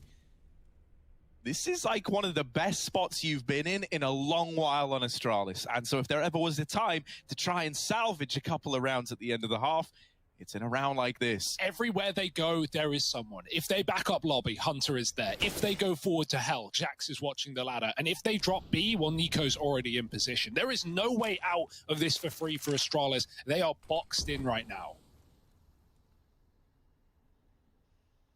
And you can tell they're feeling scared. They really don't know where's safe. Where's free of G2 players? Nico, you cheeky devil. They are holding this. They are holding the smoke. And yet still, Nico takes down 1.5. Dupree will trade it out and keep the 2-on-2 open, but he's looking worse for wear. Bubsky might be feeling a lot of the pressure in this one. He's the man to try and plant the bomb. You don't want it to get denied, so he's got to get off of it for now. Hunting down the man in Decon, but Hunter won't give up the kill. Door swings again, the bomb plant will come through. Jax from ramp has dealt with Bubsky, and so it is just Dupree. 1v2 to try and put a third round on the board for Astralis. he's at least got room to play with, right? He's got a bit of an angle and a chance to separate these fights. Dupree with the swing. There's number one. They're not on the bomb yet. Hunter taps it, baits the peek out, and nails the clutch. It's 12 on the board for G2, and seemingly nothing can go wrong for this squad right now. Yeah, I mean, you can give a third round to Astralis here and you won't be feeling any kind of problem. This is incredible for G2. This is a sexy CT side on Nuke. And yeah, Astralis' woes have only just begun. Nico in the smoke. Very, very mad play, but at a scoreline like this, you can't fault it. Amanex 18-4, just a quick reminder. Beasting on the AWP. Nico not far behind at 14-7. And for Astralis, we don't even have double digits. Yeah, you know, Zonic might have said 11-4 is the most dangerous scoreline now, mate. 13-2 is, and it's when it's against you. Oh, Nico, all right, bit of a blind kill from both players. They do a lot of damage, but it's Glaive to lock it in. And finally, Astralis have an untraded 5-on-4. They're going to try and capitalize. Magis catching Amanek over in CT, and suddenly the Astralis T side might be able to find a third. I'm glad they don't commit there. It would have been so easy to just hit the go button and split ace, pronto. Instead, Magisk is now making the most of his position. He's wrapping heaven. Nex is coming back to watch for it. So maybe there's a kill here for Magisk. He's very, very passive, playing this smart and hoping for G2 to make the mistake. Nex is now tucked in the corner. Magisk has already cleared this angle, but the kill might come to him. Oh dear. No noise to be made, not yet at least. And Nexa won't expect this of all positions, surely not. And there it is for Magisk. Now a 5-on-2. This is a free round for Astralis. They've just got to slip it through.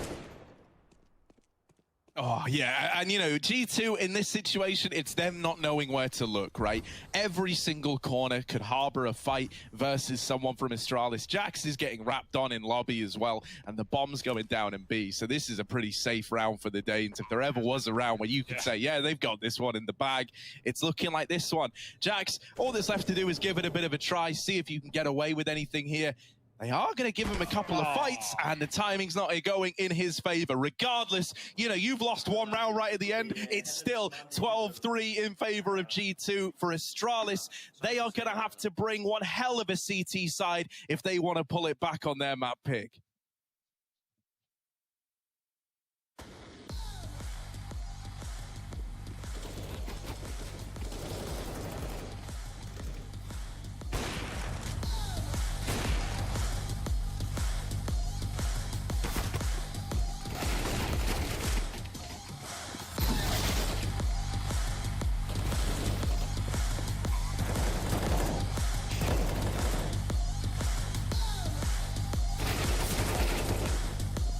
Do you think you know everything about CSGO?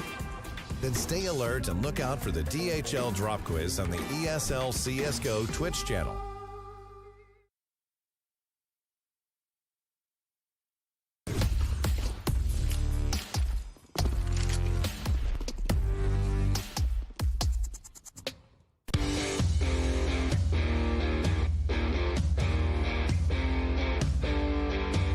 Hey Future Pros! Today I wanted to show you another method to take outside and find picks on the T side of Nuke. This execute will obstruct a lot of vision from the CTs and possibly force a warehouse player out into the open for a fairly easy pick. For this execute, you will need 4 Future Pros along with 3 smokes, 2 mollies and 2 HEs. Future Pro 1, you'll be throwing the bottom hell window smoke. To throw this smoke, hop into this corner. Aim at the top of this pipe vent and slightly to the right of the line. Run forward and jumping through the smoke as you get close to the wall in front. Save your molly as you can use this to block off secret as you spend more time outside. Future Pro number 2, you only have a warehouse smoke to throw, so don't mess it up. To throw the warehouse smoke, look into the center of this wall. Aim at the bracket on the silo, then jump throw the smoke. After this, head into lobby and hold off any pushes. Future Pro number 3, you'll be throwing the A main smoke, mollying secret, and saving a HE for CT red. To throw your smoke, position yourself so half of this vent is cut off by the wall. Aim to the top of the cables, run forward and throw the smoke just before hitting the box. Then clear some close angles and hop onto this box. From here you can throw a molly to cover secret and hold the push. If you feel like it, throw your HE to CT red with Future Pro 4. Future Pro number 4, you'll be throwing the CT red molly along with a HE. To throw your molly, wait for the warehouse smoke to bloom, then make your way into this gap. Aim at the lower corner of the garage door and jump throw the molly. This will land behind CT Red and possibly cause a counter-terrorist to rotate back towards the ladder area. After this, running through your HE behind CT Red as you could get some chip damage on the rotating player. Then have Future Pro 1 boost you behind T-Red, and if you're quick enough you should be able to catch any CT trying to get up from warehouse to ladder. And that's about it. This execute is a nice way to find a pick outside. If you have confidence in your aim, I have no doubt you should be able to catch CT player out.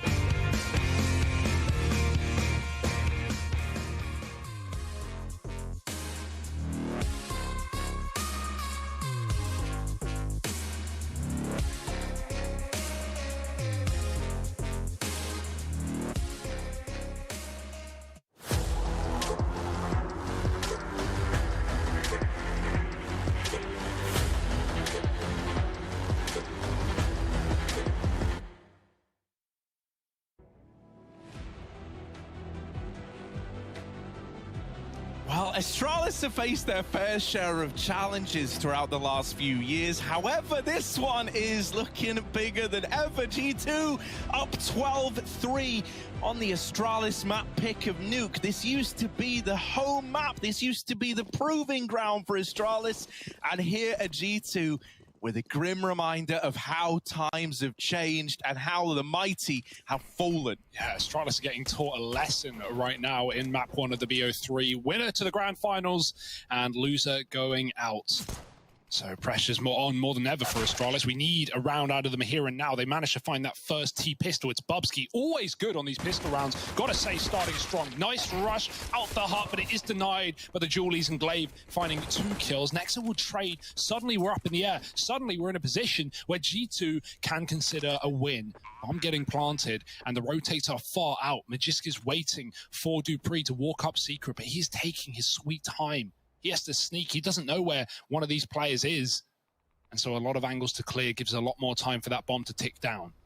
Yeah, Magiska is taking a peek out of heaven. Hasn't seen anyone yet in the sight. Nexa, blindsided. Hunter will bring it down to the 1v1. And with still Magisk left to beat, I did not expect him to just fight it, to just leap out into the open and lock it in. But that's the kind of guy Hunter is. That's the kind of game G2 are having. Yeah. 13-3. Pistol round now going their way.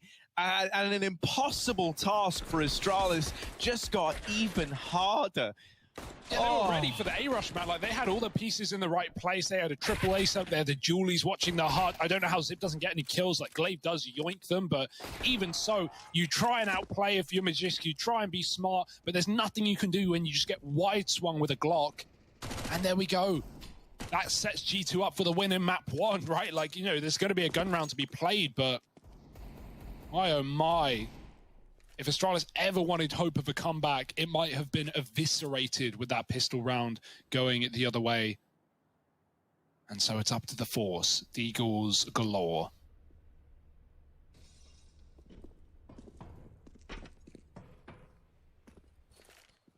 G2 in no hurry. All the time in the world to get this round under wrap.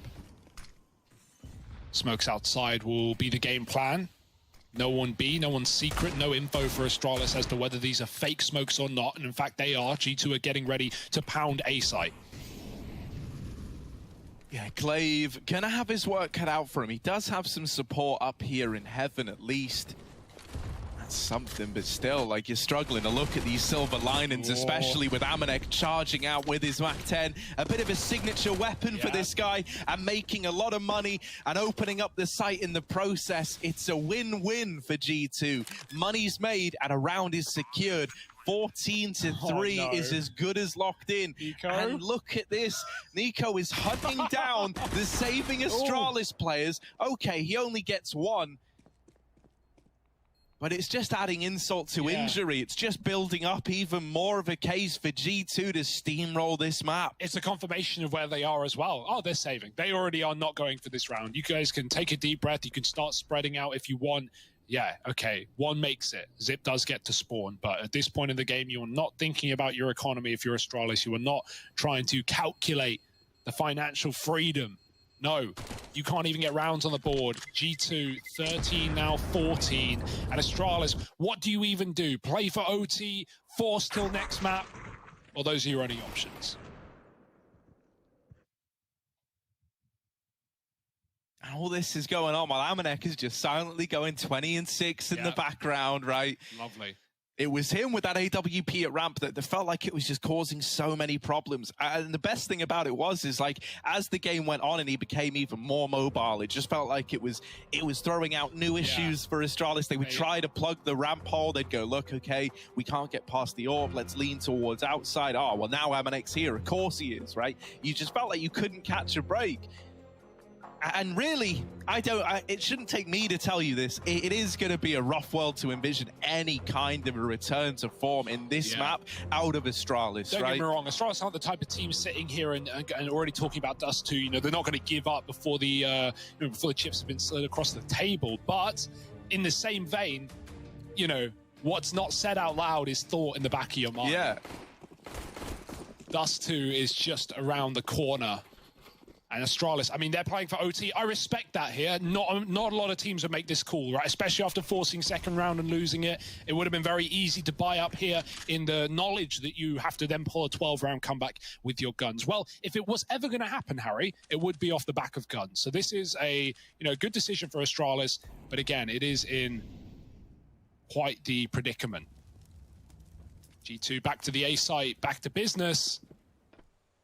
And hell, maybe not even just A. Nico's lining up utility for the rafters. We've got a guy on ramp at least. Jax might just be holding the push. We'll see. Amanek's certainly looking to get involved in the action, and he waits for the flashbang to take down 2. The MAC-10 coming to life as it does, and Hunter providing cover should be a lock-in here for G2. It was never going to be anything but, and all we're waiting for is that one glimmer of hope in the rifle round for Astralis. These, like, buddy systems almost that G2 have been running on the T side are great. Like, you try to pressure one player just trying to take a free kill. That's what Astralis were doing there with Amanek and Hut. And as they charge him down, they hear him getting the reload off. That's when Hunter emerges as his buddy, right? Like, oh, there's 2 of us here. We play off of one another. And so that round is a lock-in for G2, who are up onto 15. Zip can't save the scout. Wouldn't have made much of a difference if he did, to be honest. 15-3. And this could be one of the most dominant maps here at IEM Cologne, taking place in the semi-finals. Like, that's unreal. Think about the level of competition we've seen in these playoffs so far, right? Yesterday had so many overtimes. It was like a 9.5-hour long day with 2 best of 3s being played. And yet here we are. If this doesn't make a case for G2 to reach those grand finals, I don't know what will. Yeah, shoes on the other foot, right? It was Astralis against VP who had these leads, who bottled the leads that went into OT. Yes, they closed the match, but at the end of the day, it was them who couldn't close the map, at least in regulation. Well, now, I said, shoes on the other foot. What's it like being in the backseat, Astralis, getting battered and bruised, a 15-3 scoreline, and 1 rifle round to stand between it all? This is not a position that Astralis is used to, and so how will they fare under these new circumstances? Molotov delaying this G2 cross to secret, but they still make it. Astralis, as the smokes fade, give up outside. Glaive lets them down lower into the Yorp. Dupree's in position. Nexus on a late red, hoping to kill any flanking players down secret. But first, they've got to get past this Orb. As said, easier said than done. Yeah, Dupree will pluck one out of the ranks on the cross. Now they know about this AWP though, and they know they've got him trapped over in decon. They're wasting no time just spilling in, and Zip will also hound them down, running in through ramp. The collapse from Astralis is good, right? Suddenly it goes from feeling like you've only got one man to worry about to they're all around you. They've pinned you in at this B site, and it's left onto Nexa, who can't find a damn thing. 4 on the board for Astralis. The rifles come out. This is why they wanted to bring them into play. They wanted to feel like they actually had a chance to play rounds on this CT side. Just such a shame that it's come at this scoreline, right? That was just the best round we've seen all map from Astralis, I think. You know, 5 alive, lovely little B hold. All the rotations were smooth.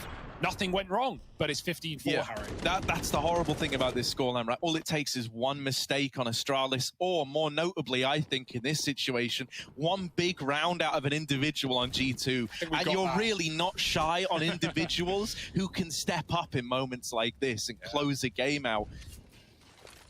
You know, if there was like a few more rounds, I would still find a way to believe in Astralis. The fact that it is just one round could end the run here on Nuke, that's the scary part. You are constantly against the wall, backs against it if you're Astralis.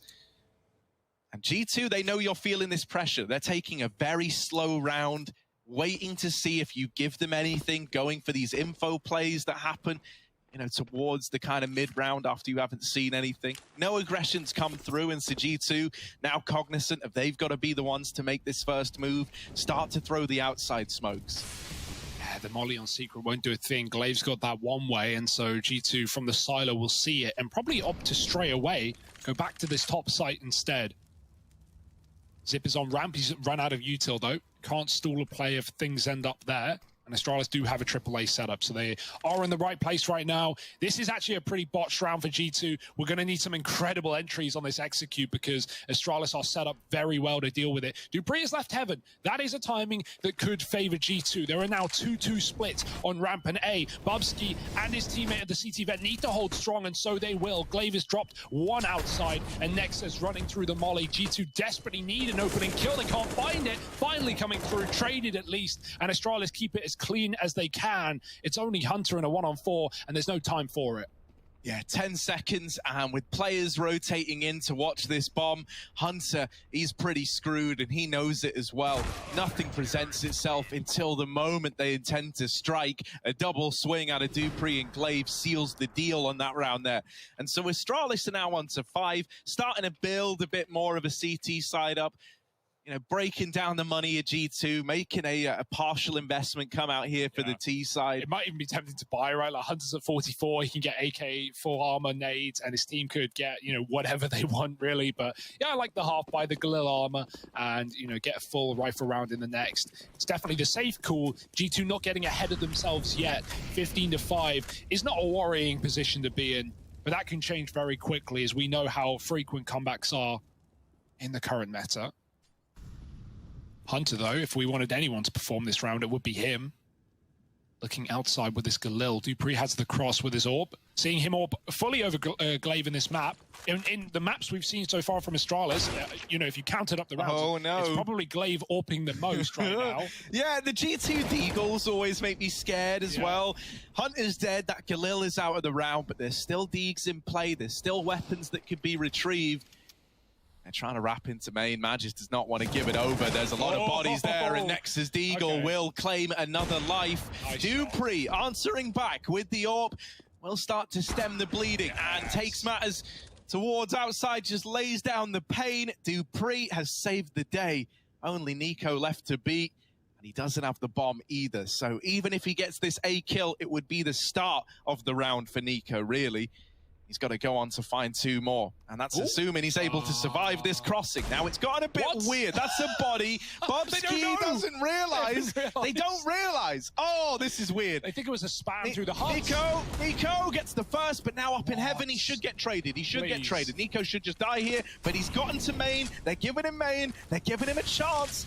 Oh, my word. No time for this. He's not going for it. He's not going for it. He's saving. He's wrapping away. The bomb's lost outside. NiKo maybe just looking to do some damage. Oh, damn. I got so worried for a moment, though. It looked like Bubsky was looking at him. Bubsky must have That was such a weird round. NiKo shoots a dead body. Bubsky thinks he's shooting through the hut. He's just holding hut while NiKo's looking at him. Okay. Oh, God, what a terrifying It's fine, round. though. It's still 6 on the board for Astralis. Right? They still find the round. We don't have to forget about dupreeh's heroics. NiKo didn't win anything, so there we are. AK saved, reinvestment coming back in for G2, and another chance to put a stop to this comeback from Astralis. Yeah, lovely opening from dupreeh. Again, it all just feels so bittersweet, so late in the game for Astralis. Will it make any difference at this point? Here's another rifle round, G2 with everything to play with. We've got dupreeh, once again, AWPing ramp. Much as Amanek did in that first half. G2 looking for a quick pop. That flash, oh, it goes very short, but they're going to run outdoor nonetheless. And a double entry to maybe close out the first map of this series. Astralis, someone needs to be heroic. Someone needs to stand tall. Amanek chasing through the smoke. Magisk looking everywhere, and he's getting spammed. Bubsky in the hut, giving away his position with a nade. They know where he is. He's being wrapped onto. It's all falling into place for G2. One more kill away, and it's only dupreeh standing in the face of this T side. What a game this has been for G2, and there's nothing dupreeh can do except, accept the inevitable and go forward to dust. Yeah, he's smoked off at every turn. There's 4 still alive. He can't find a thing. Onto the AK for Dupree, but look at all the crosshairs ready to fight him when he comes out of this main smoke. Oh, Dupree, I'm so sorry for him here. Oh, here's the quad swing, and Amanek's going to seal the deal. G2, crazy dominant start to this semi-final series. Now a map up after taking Astralis' map pick away dominantly. We move to Dust 2. G2, can they live up to the 2-0 dream?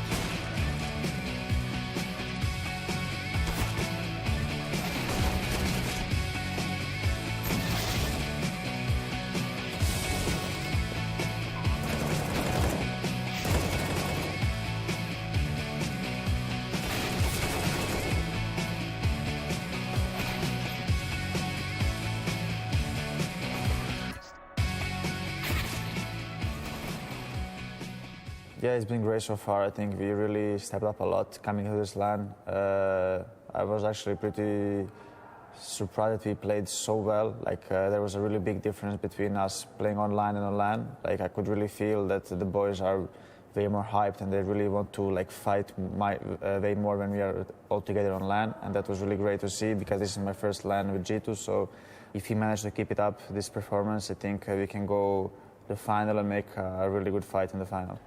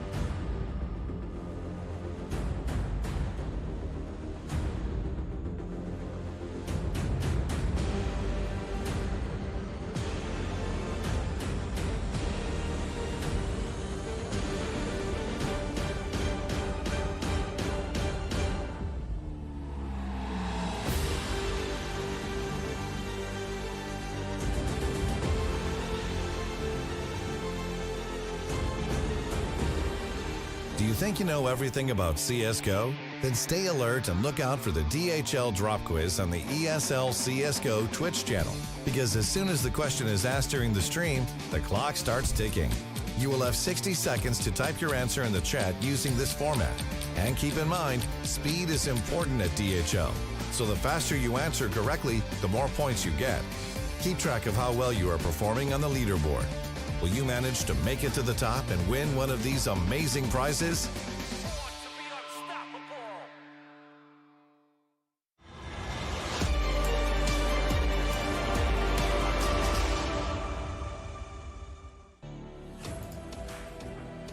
Well, there must have been some technical errors because I don't think we've seen Astralis quite connect to the server just yet. Now, that's the first map out of the way for us. We continue down the journey that is finding out who's going on to those grand finals. But first, it's time for a DHL drop. That's right. Go ahead and get your exclamation points ready and type DHL drop space whatever answer you're going to choose. First and foremost, let's go ahead and get it out there right in front. Excluding IEM Cologne, which Cologne event had the most aces? 16, 17, 18, or 19? Choose A, B, C, or D. You have 60 seconds. Starting now, there are no lifelines. That is pretty much just the way it is. So make sure you get your answers in chat, and that is how you participate. That is the DHL drop. We're going to go over the answer at the end of the segment. Also, going to take a second to welcome Shroud and all his viewers who are all also watching us. Hello, Mikey. Long time no see.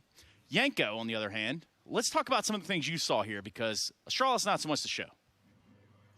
Yeah, I think this was just a rather impressive CT side, obviously, from G2. It seems like everything started wrong for Astralis after that pistol round, right? Running out of time in round number 3. And from that point on, G2 went on a 12-round streak. And I think we can jump straight into these rounds, Trace, if it's possible, right? Because I think that's what kicked off this whole half, basically, right? So look here, right? Round number 7. This is a half buy for Astralis. They want to do a fake A execute, right, with a lot of utility. So usually in rounds like this, a team would over-rotate because it's a really good thing to run with just pistols, right, try to hit the A bomb side. But look where Amanek is. He's on ramp, and this is important. Like, first he gets very early info, and yes, of course, it helps that he gets a bunch of kills. But just seeing that first guy, it tells G2 everything they need to know, right? So they win the round easily here just against pistols, no big deal. But what happens in the round following that, as you can see, you know, Astralis goes for a more in-depth, like first they throw these L smokes that you see here, actually the wall of smokes, the standard one. And then after that, they're going to re-smoke main and windows, right? They get Magisk here into secret. And at this point, you know, you're trying to show to G2 that you want to fight outside, you want to hit yard, you want to maybe wrap that A bomb site. But what Astralis wants to do, again, probably because Amanek last round was on ramp, they're thinking he's not going to be there 2 rounds in a row, right? So instead, they just want to sneak glaive outside, and the majority of the team wants to hit ramp, but look where Amanek is. Again, on ramp, again, the early info, the kill, right? And the jig is up one more time. Now Nico knows, he understands because of what Amanek is calling to him, what's going to happen. He gets the kill on the lurker, and G2 wins an easy round. And I think this is completely derailed Astralis and their plan. This is something that's uncommon. These are some next level strats, right? Really in depth. You can see a lot of fakes, and you're using all of your utility. So they were a bit flabbergasted after this, and they didn't really manage to adapt from this point on.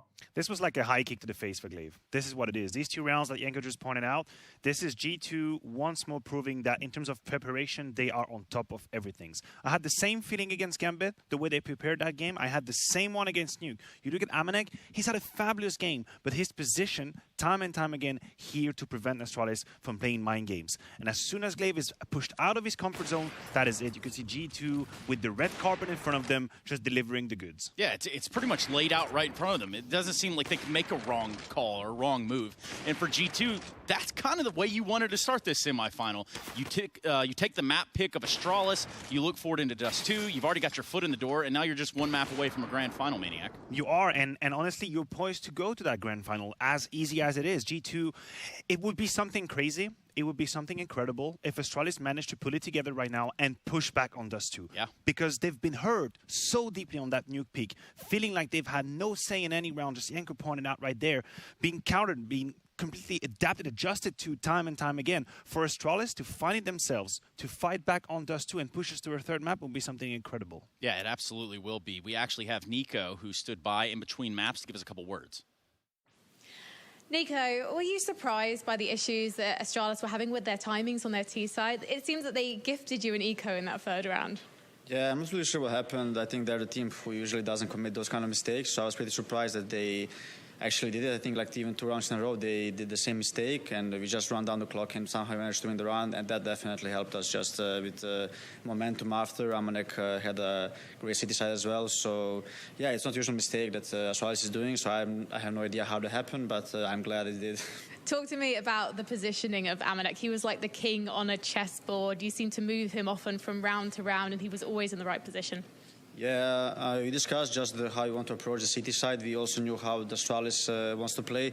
I was surprised that they played explosive throughout the whole half. I expected them to calm down a little bit, but they just played very aggressive, and Amanek was not just positioning very well, but also not missing any of the frags, which definitely helps on the city side of Nuke. And yeah, he did great, and I think he's becoming a really strong operator on Nuke. The last couple of nukes, he was doing really well job on the city side, and I think he's still learning a lot. And you've got Dust 2 next. Are you expecting more from Amanek there as well? Well, we will see. I think definitely he feels more comfortable on Nuke, but I still think he can deliver a big time on Dust as well. Well, I know Boss Carlos is watching, so hopefully you're going to impress him today. Thank you, Nico. Thank you. And I'm willing to say that they already have with such a stomp in the first map. Nuke done and dusted. Dust 2 on the horizon, and the answer to that DHL drop is here. It is now, if you chose 2018, or C, because C's get degrees, Maniac. Everybody knows that. It's been school once or twice.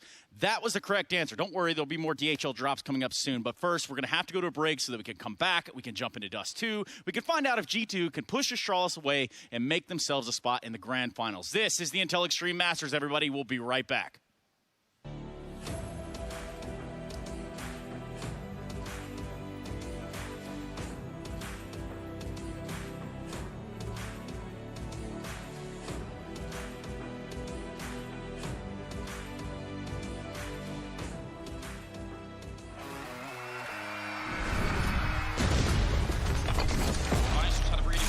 He's going to get that shot, and it has to feel a little bit going out middle of the air.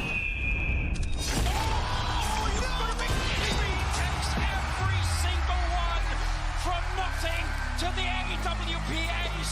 I can't believe he's just done that. Epics.gg official CSGO trading card. Collect your Epics on shop.eslgaming.com.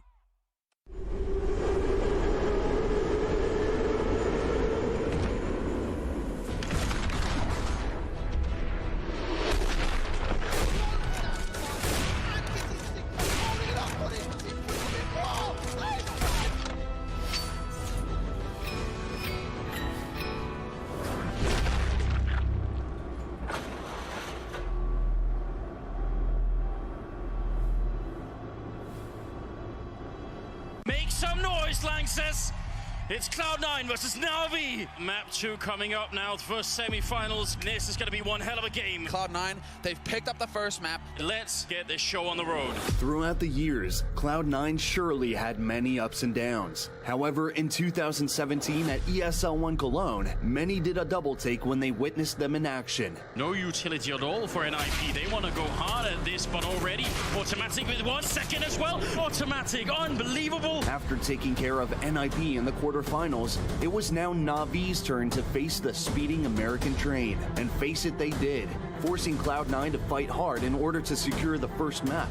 Then, history later repeated itself on Overpass, but initially Nadas Vincere were on the run thanks to one player, and that player was Shroud. Like Skadoodle had actually come out on top there. What a flick coming in. Shroud getting one another headshot. He's tapping away. Shroud. Can he do it again? He's up to 11 kills and looking for number 12. Are you kidding me, Shroud?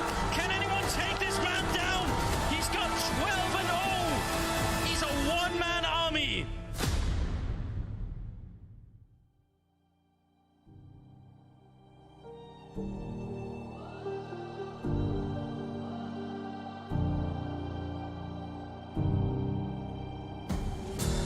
Smoke clears, I'll still be on my feet, forget all of my fears, cause I know my destiny. I feel a champion waking inside of me. It's set in motion, the legend spoken, this is my moment. Can't break my focus, know where I'm going, this is my moment.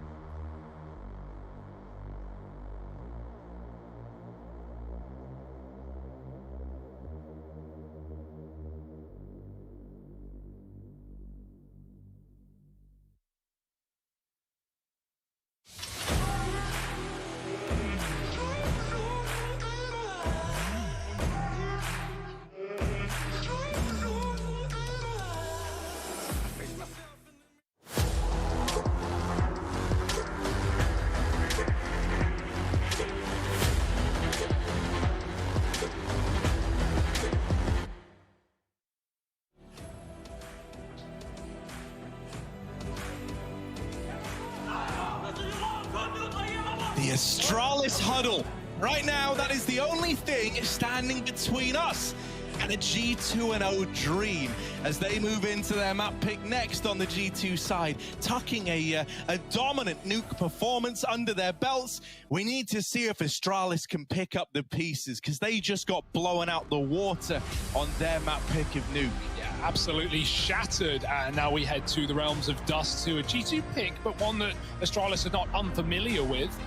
More than experienced yesterday in their OT bonanza, and so let's see if they are cut out for the job. They certainly weren't on nuke.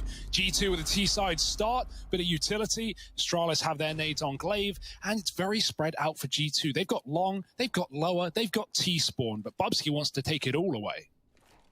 Bubsky's mid-peak is interesting. Oh, it was being held from outside the long doors, and now they hound down this kill from lower. Bubsky dead in the water, and Hunter, taking more out of the ranks of Astralis. What? This pistol round is cancelled. It's over. Hunter's put it all to rest already. It's just Magisk left. He's lost the A-bomb site, and he's left in a 1v4. I think the rather grim reality that this round was decided at about the, minute 20-second mark has just set in. Yeah, that's not a normal fight that you take. When you peek mid-door with a Glock and you see two CTs with USPs, you don't fight that. You're not meant to fight that, and you're certainly not meant to get away with a 3K. Hunter, that's obscene. You're not meant to do this, Hunter. You know you're not meant to do that. Look at it. Magisk gonna try and just brute force his way through the short smoke, but yeah, I think that was optimistic at best. They hound down Magisk, and the pistol round goes the way of G2, keeping up that winning streak from the previous map. Yeah, and now just the chance to build upon it as well. The worry for me is, Harry, if you think about that first map, Astralis, they went 2-0 up, man. They were looking good. They won the pistol, they converted, and then they got swept, right? 12 rounds in a row going against them until they closed the half with 3. Well, now G2 have taken the pistol. So what does that mean for Astralis? If this Force goes nowhere, they're going to be left in the dirt. AK's out. This is not a simple buy for G2. They're putting everything in. They know this Force is coming. They want to beat them at the range game. Zip does get a tag on long, but he's out of there. Nice shot from Glaive down middle. What we needed here for Astralis for them to find this upset win. I tell you what, right? Oh. We spoke about Amanek and his AWP a lot back on Nuke. It was so suffocating. We never got to see Glaive donning one because that CT side was so short and so cash restricted. Yeah. Really, it was never in play. Yeah, Dupree had it a couple of rounds, really, but, didn't make a huge amount of difference. And again, it was up against 14, 15 rounds, so we never saw Astralis do anything more than warm up. Right, exactly. It was like we got a little glimpse, and it's like, oh, that's it. Yeah. There was just no room left to play with. On this map yesterday, well, we saw Glaive Dupree run it. We saw Zip have that crazy round on A-Long as well. The AWPing definitely looked better, right? And Glaive seemed to find a lot of ways to make it work, so maybe that can happen today. Here he is on long, double scout for Astralis, and they know what's coming. They've got this flank. Yeah, because of Dupree wrapping in through T-spawn, everyone is stacked in this A-bomb site for the Danes.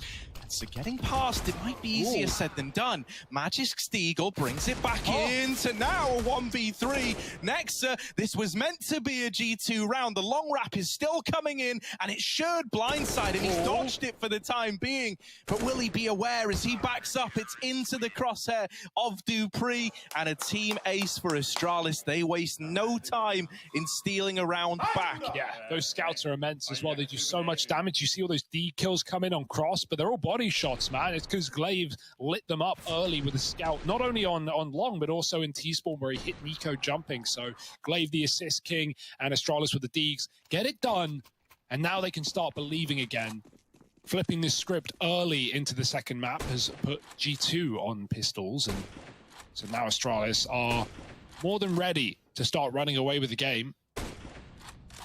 Glaive is a glass AWP up against pistols. That's ballsy, I've got to say it. Pulling the AWP in this early anyway is always a risk when you know there's still Deegs in play, there are pistols running at you.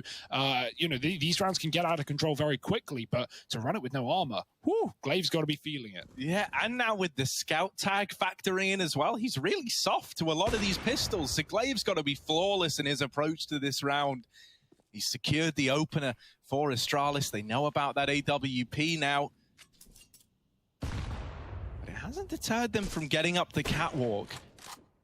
He will start to drop back down into mid. I don't imagine they commit into the AWP, right? I imagine that is like a big, you know, stop sign almost. Big info. They are going to start to rotate into lower, but the bomb's still up here on Cat. So where is this looking to end up for G2? Yeah, they got spotted by Dupree jumping over smoke, so he has a bit of an inkling as to this ending B. I think that's actually changed G2's decision in this round. It looked like they just wanted to full group, as you said, and now they're just hanging around middle. Enough util to really do what they want right now. They could fake A, they could go back, they could mid to B. And that seems to be the play, next to with the mid to B smoke and a flash to follow, perhaps. Astralis will meet them in the middle. Not only is it Magisk peeking out from the window, pushed off as a G2 start to close the gap. Bubsky smoked off. The Deeks need to connect, and Magisk is not allowing that to happen. 2 kills off the rifle. Time is ticking, and it's not doing G2 any favors. Amanek is a couple of shots from death, and he wants that death to be soon and swift. Astralis is stalling. After time, they try, and they will succeed. Dupree, last second flick back. No money, no round, no kills. Amanek's broke. Beautiful. I love that. That's what Astralis do there, right? We've actually had moments like this happen with Astralis in the server, in the group stages, and they just took the kills when they were available. That time there, they go, nah, man, we're going to wait. We're going to let that clock run out. We're going to really punish this G2 money. And this has set up Astralis quite nicely to get off to a good start here on Dust 2. This first buy round for G2 is going to come with some serious limitations on Amanek because of what you've just done to the poor bloke's bank account.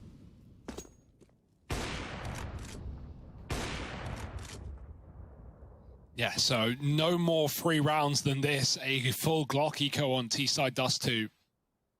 Dupree knows that, and he wants to get in the forefront with this SMG. Nice stuff from Glaive again, just hitting his shots that he needs to up top mid. Zips drop the bomb, and one by one G2 start to falter. Dupree even hunting kills, and that's a perfect round for Astralis. Nothing going wrong there. But this is where the problems can begin. G2 coming in with a rifle round. It's been very back and forth ever since we saw that second round force from Astralis. And G2 want to get their swift vengeance. Hey, to give you an idea of how much it hurts you dying after time like that, though, look at Amanek's buy here. That's a glass scout. You're seeing that, right? Doesn't have armor behind it even. So he's having to just try to chip damage in this round, soften players up for his rifling counterparts. We saw Glaive do that to win Astralis the little force buy. Yeah. Surprised he didn't go for a Mac 10 or something, but, you know, range is a key. It's got a bit of util at least to get something done here. Flash over middle on Glaive. He's not going to be able to get into the action. I think he saw someone cross up above that smoke, but by and large, the hidden smoke provides safe passage into Catwalk for G2. Amanek, he wants to fight this back.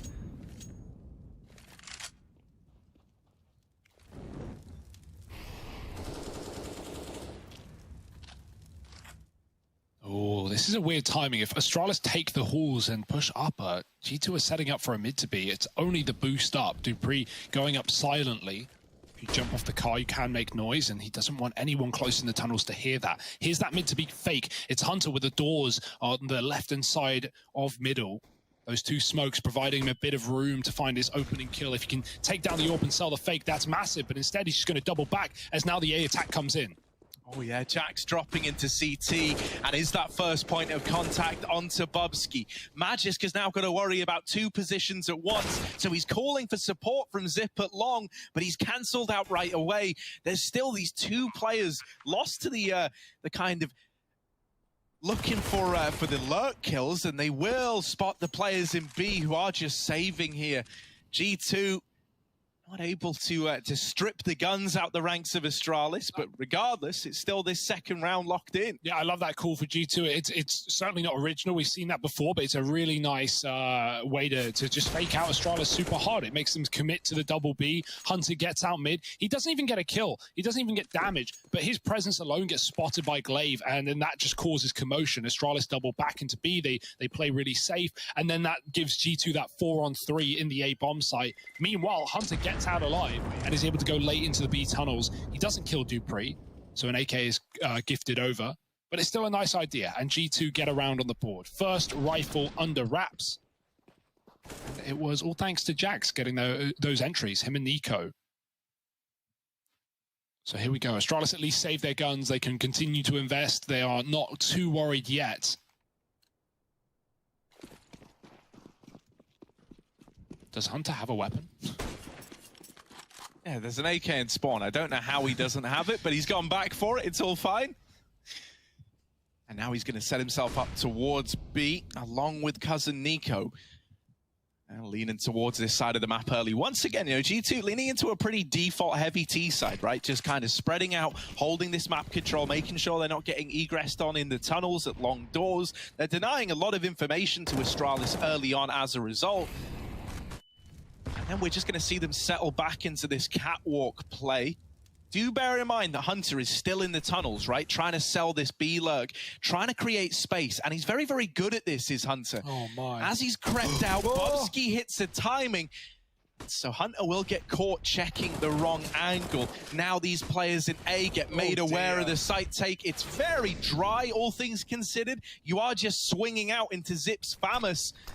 Now the smokes come in. Yeah, it feels like you kind of missed the mark on that one there. The smokes not serving their purpose, and just Amanek left alive in the 1-on-3. Surrounded by Astralis. He's going to go back through catwalk. There is a path into this B site open. He doesn't know about that. But will he look to make the play based on feeling? Yeah, he stepped there, so a player right below him definitely would have heard. That's going to be calmed over. They know he's trying to consider going back, and dropping would make noise. Does Amanek want to commit, or does he want to save? Always an option here on the T side. Does have a little bit of money to fall back on, but out he goes. 15 seconds. He's got to get this kill immediately. There's more than one player facing. Good flash. And Amanek, I mean, it's time to get out of here, buddy. Bobski's close right. He's going to read it. Amanek's got two, but he can't plant the bomb. And so Dupree living is all Astralis needed. Very nice try for Amanek. Gives it a go. But it's still an Astralis round at the end of the day. Pretty huge little detail there, though, is he grabs that bomb plant in at the last few seconds, and so now could drop an AK into play. You could even look to force up here and have 4 rifles on the G2 side. All right. I'm curious what the decision's going to be, and this wouldn't have even been an option if Amanek didn't get those couple of kills on the exit with the bomb plant money on top. That's it's a nice little bonus, isn't it? G2 calling attack pause. I don't think you're alone, Harry. I think they are also trying to figure out that one. And what they want to do with it, most importantly, as you said, those smokes came down very late on the A site. It's the equivalent to when we see teams, you know, go long and they go quiet, and then they late cross without smokes. They just take those fights into CT. That's because they think the CTs don't know they're there. And that was the plan for G2. Hunter walked through B. He's causing distraction. He's trying to get Astralis to rotate, and then they contact the A play. So it's you're hoping to catch Astralis rotating, and they almost did. There were players moving into CT, but Astralis reacted very quickly and were able to stop them. So yeah, the fake doesn't work, but we're seeing what G2 are trying to do right now. A lot of fakes from Hunter, a lot of lurks from Hunter, while the rest of the team group up and hit a bomb site together. We're 7 rounds in, and Amanek so far has primarily used the scout. Yeah. He's still donning it forward into this round now. And I kind of like it in these, like, full rifle rounds, right? He's always just able to get a bit of chip damage, even on these players crossing. You know, everything is worth it in the long run in this game. You know, a matter of taking a 50 HP on a player crossing can make the difference in terms of winning a round or not. Bobski, however, shows us another way to win rounds, which is just to line them up and knock them down on the short side. The bomb is dropped in front of all this utility as well, so it's going to be a bit of a mess to try and retrieve. Amanek is the guy tasked with this horrible job on the short side of getting that bomb back, and the rest of his team are getting turned to mincemeat over at long. This round, bit of a disaster for G2. The short play denied. The long wrap might find these openers to create some space, but once again, that bomb is cut loose on the catwalk for Hunter. Okay. He needs the ace 1v3. Oh my word. Can he do it? Back into T-spawn. The bomb is still on short, and he's just too far away to get it back. I mean, there's a world, Harry. He's coming from lower. He could maybe jump up and go back. No, he's walking. It's over. With the walk, I don't think he can. I was going to say, they're not playing the bomb. He would definitely imagine that they're playing the bomb right now, so that's why he's walking. If they weren't, he definitely had a chance to make that happen. But, you know, Astralis just reading it, playing together, and They've won the round off of time alone. That's another one for Astralis. They're really building into this. It did feel like near the end of that CT Nuke side, you know, right before the game ended, we saw a couple of gun rounds for Astralis. We started to see clean gun rounds, and they looked like normal. They looked like how they didn't look in their T half. So, you know, maybe a little more warmed back in, maybe some motivating words said by Zonic coming into the second map, because this certainly doesn't feel like Nuke anymore. Far more level game. G2 are getting handed out heads or haircuts, headshots, whatever you want to call them. It's 5-2. G2 are broke. They are using their second timeout. And so many of these rounds is coming down to players saving when they really don't want to. All that does is skew if the money. And you'd much rather it be level so everyone can buy together. Huge double kill to open up that round from Bubsky, man. Like a nuts little transfer to find it, just spraying, and they almost line up for him. Like they were asking to get collateraled on the spray. And that was also the kill that dropped the bomb. And really that was the thing that stopped Hunter even attempting that go in the clutch. Once more, pretty aggressive purchasing decision here from G2. A hero AK in play. You know, you're at least banking up loss bonus at this point in the game, so you are still looking to invest next. You've got Hunter, who, as we've seen, can do damage with just this one rifle in the round. And they might ease back into a long play. Zip has been good at holding down this side of the map. He's been someone to keep an eye on for Astralis at this event.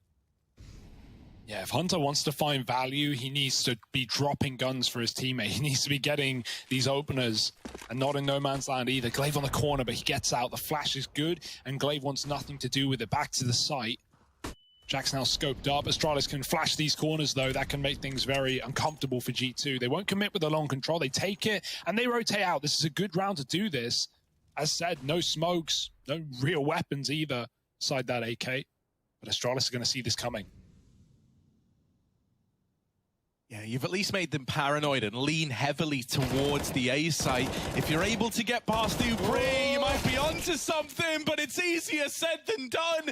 Dupree annihilates G2 in the double doors, and now just Nico left. 1v5 with the Deagle, and Zip is there to see it through to the very end. Astralis get a flawless round. They don't fall for the fake long control. And a much better game out of guys like Dupree, who it felt like started to find his footing, as you say, right at the end of Nuke. Just far too late in the game. We started to get a few rounds out of him, mainly on the AWP. Well, here, it's the rifles doing the damage for Dub.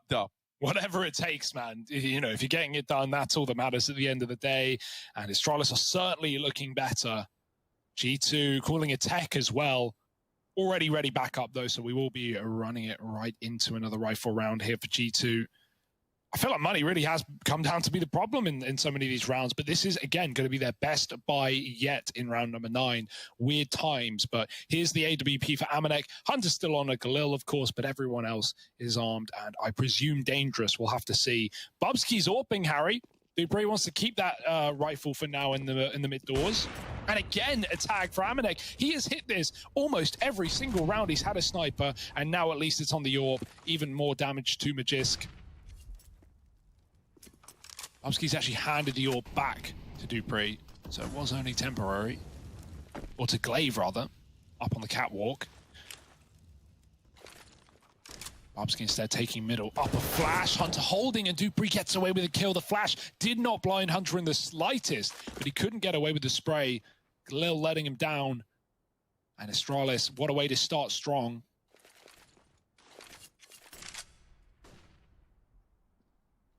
Yeah, big kill to have found as well. Hunter has really been the only guy that we've spoken about in positive tones for G2 thus far. So now we look at the rest of the gang. You know, everyone was pulling their weight back on that previous map. Now we ask ourselves, can any of these familiar faces emerge as the heroes we know they can be? Bit of cat control taken by Jax, but it is looking like this is destined to be the B play. Double hold here for Astralis, right? Dupree and Magis towards this side of the map. Amanek throwing a exec utility along with Jax, really trying to sell this illusion that it's coming down to the cat exec again. but Astralis haven't fallen for it. They don't need to. The fact that they're in a 5-on-4, they haven't seen or heard anything at A, they're really suspicious that this is a B play, and they would be right in that assumption. 15 seconds, you've got to go, G2. You've got to get a move on. They've got to get into this site, and the kills have got to be flawless. There's one, but that is the extent of it. The round is gone for G2. There was never a way that was winnable, with the push coming in at the 10-second mark and the bomb on the back of Amanek all the way at the back of tunnels. Yeah, I mean, it's Astralis, you know, making that so problematic, right? The saving the util to the final 30 seconds of the round. Really nice stuff. They're able to smoke off B at 20 seconds. G2, they wait it out, but really, I think their only hope was going through that smoke. The fear is that someone's, you know, right in front of it holding it, of course. And in fact, there were 2 players ready and waiting. There was no easy way into that B bomb site for G2, but pushing with under 10 seconds on the clock certainly wasn't the answer. But you don't want to be saving, man. You've done that enough on this T side. Feels like G2 just can't catch a break. These early defaults that were netting them rounds, and only a couple. Maybe it's time to switch up the pace, take some long spawns,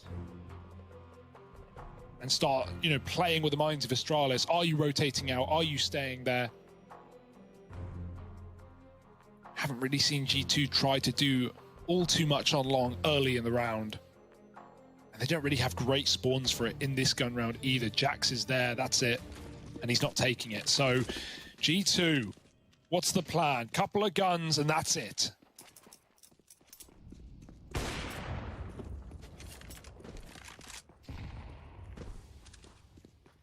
Once again, a lot of attention to the tunnels early, holding this default outside of long to deny the aggression. More of the same from G2. This time a boost in a hope to catch an aggressing catwalk player, but Glaive is playing the AWP drop-down spot, as we can see there. Amanek. I tell you what, mate, there is Zip is looking like a little interested in what's going on in these long doors. You can't wait forever for Zip to give you that peek. The rest of G2 have gotten up cap. Amanek's wrapping all the way back through T-spawn into lower tunnels. I'm wondering, is he going to try and rejoin the rest of the gang up here on short? Because they're already going. They're already spilling out into A. Amanek's not really a part of this. Instead, we're looking at the Deagles to try and deliver these openers. Amanek is dead on B with the AWP. He tries to catch players as they rotate off the B site, but ends up giving a 4-on-4 over. Yeah. He has at least bought a bit more time, right? These players from B are now slightly slower at getting in position to retake the site. Are these few seconds going to make enough of a difference, though? That's the question. In comes Astralis.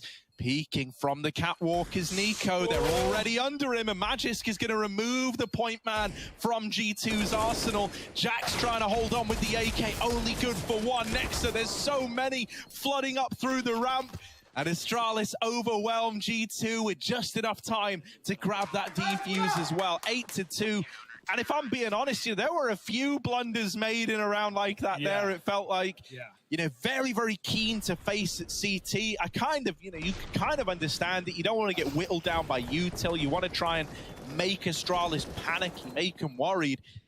But when you combine that with the fact that you lose Amanek at the B site, it's a 4-on-4 anyway. That first kill throws the advantage away and gives up that CT control to Astralis. It all just started to spiral wildly out of control. Yeah, it's also just not having anyone playing the bomb on Cat, right? Like, Jax is in the site with the AK. He's anchoring, essentially. He's trying to get a multi-kill. But I would have loved to see even one player, one Deeg. Yeah, just to try and play around. That bomb was close, man. That was less than 5 seconds left on it after the defuse came in. I think if you have one player playing the time, maybe that's a round for G2, but they seem to all want to get involved, all want to be trading Jax. You know, there's merit there as well, but it doesn't win them the round, does it? Glaive up on catwalk, he's committed, but he's at least got something for his spot. Jax is dead, the flash forward, and we're seeing a lot more confidence out of Astralis. Aggressive moves and great shots from Glaive on this AWP. Back in the right hands, it seems. 2 kills on Cat. Amanek going to try and trade, but Glaive has already disappeared. And this is, again, something that we saw yesterday in that quarterfinal when Astralis were having problems on the CT side, especially Overpass and even Dust 2. They would throw in aggressive rounds. They would be taking those B hauls or flashing Cat plays or putting numbers on long. And these are solutions right now. G2 just don't have any answers. Trying to recommit back into this A site 2 players holding the cross. It's a good molly, but Glaive is peeking up in front, and he's just got open lines of sight. They're hiding in the smoke. He won't make that mistake. He waits for them to come to him. Yeah. Oh, it's almost the collateral, but instead, you know, it's still a nice clean round out of Astralis, 4 staying alive, up onto 9.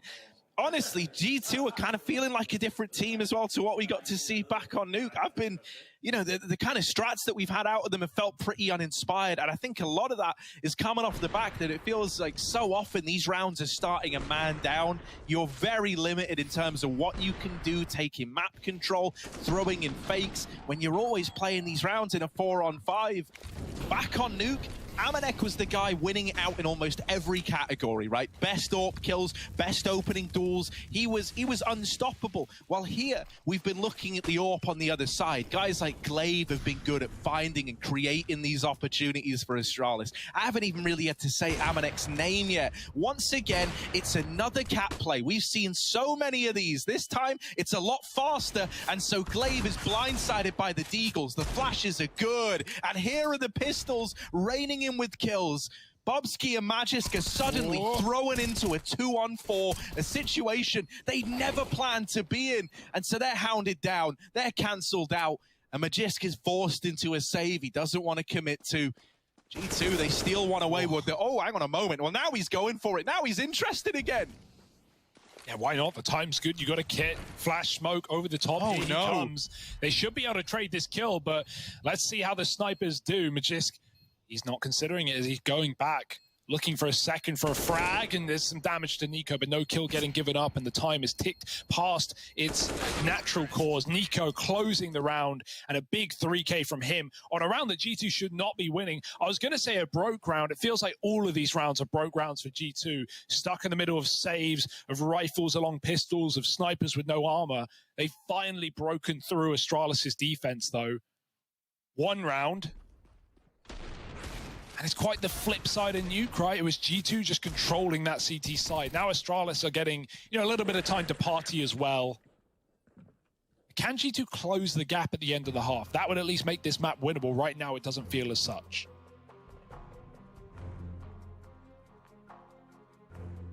Yeah, even though there is this like 9-3 scoreline, which when you look at it, that's real ugly, there is a path to redemption here for G2, right? You're really only like 1 rifle round away from breaking the bank accounts of Astralis. And so that is how these scorelines where things are looking really, really comfortable, you feel assured that Astralis are going to have a strong finish to the half. Well, this is how come these often turn around, right? Is all it takes is your money to get broken. Suddenly you're having to throw in a couple of ecos before the end of the half, and G2 can close this gap. So, you know, there's still a window of opportunity here. It's all about capitalizing on that 1 round you were just able to get with the deagles. Yeah, one of the first times Amanek hasn't gone for the cross shot. He just scopes for a peek, but we rarely see CTs take that fight anymore. You know, peek all the way down to T-spawn orbs. So Glaive, his orb's on long, and it's in the right place. Flash through the smoke. Jax is on the chopping block, and Glaive gets out with no problemo. Nico dead as the smoke blooms on short. And again, another G2 round. Now they're even getting boxed in, and Dupree's coming in on the flank. The molly, it pushes Hunter forward into the flames, and it's just going to be another Astralis round. Nothing that G2 can say or do about it. I love how much more confident we're seeing Astralis as well. More flanks. Dupree's now pushing top mid. There's nowhere safe. Cat molly over the top. Dupree is here ready to slip the knife in the back. I don't understand how you can go from having such a good structure, such good decisions back on Nuke, to now looking like a shellier former selves. Dupree's playing the trigger discipline. He wants the round, and he's got it on the plate. Dupree, baby! Oh, Glaive stole it away. Doesn't matter. It's still 10 on the board for Astralis. It's still a triumphant return to form out of the Danes when it matters most. And as mentioned, that was the golden opportunity for G2 to break the money and get back into the game. Well, now, wouldn't you know it, the shoes on the other foot, they are pretty much broke with the exception of Amanek. And so they're coming in with another like jumble sail by an AWP, a hero AWP surrounded by pistols. And once again, fast mid with the Deagles in hand. Yeah, they just went to the charity shop with a tenner, see what they could get. It was only one item. It's Bubsky now just shutting down the pistols in middle, and he's got two, almost a third. Nexa lives to tell the tale, and he needed to get into this B split. Oh, what a mess for Dupree, but he still hits the shot, and this round is falling apart at the seams. Never stitched together. And now just Amanek alone at the B site with an AWP. An AWP he probably wants to save for round 15. But there's already 1 minute and 20 on the clock. Can't save forever. Here he comes into the Lion's Den. That's a nice start, but there's more where that came from at the car. And Amanek, by the time he gets to the point where he can clear this corner, they're already going to be close in middle. And he just needs no assistance to close out the round. 11-3, a double AWP secured for Astralis, and G2 just digging in the dirt.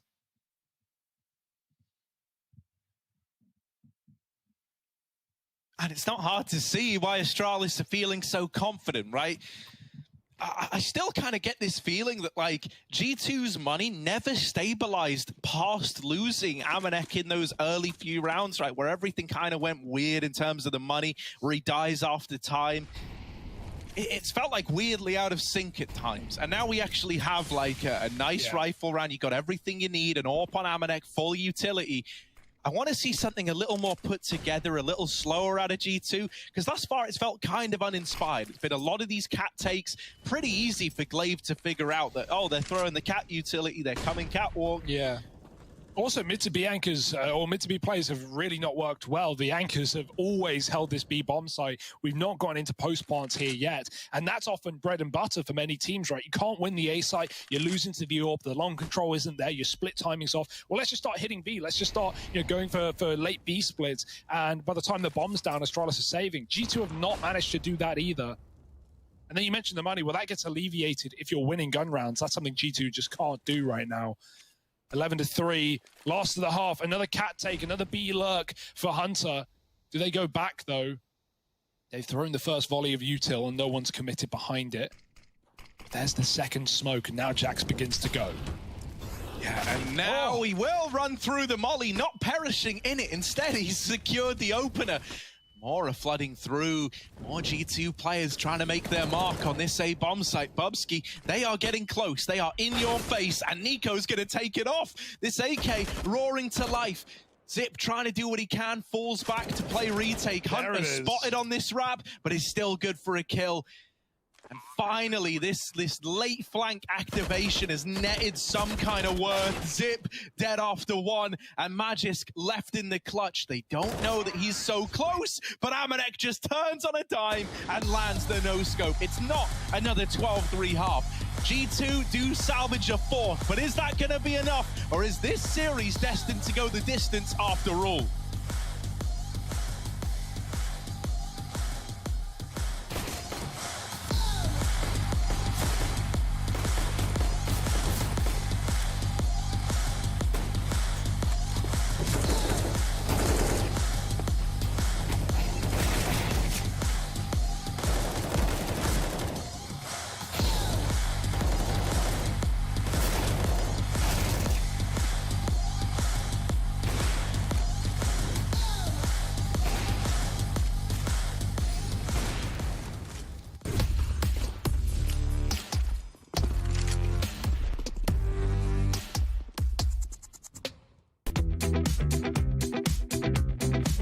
Hey Future Pros! What's this? Dust 2? It's back? I don't believe it. Well anyway, here is a T-sided smoke for long corner. To do the smoke, go up next to this wall as shown. Find the left broken brick. Once done so, jump and throw the smoke. Now you can take long control without the fear of getting AWP down. Good luck!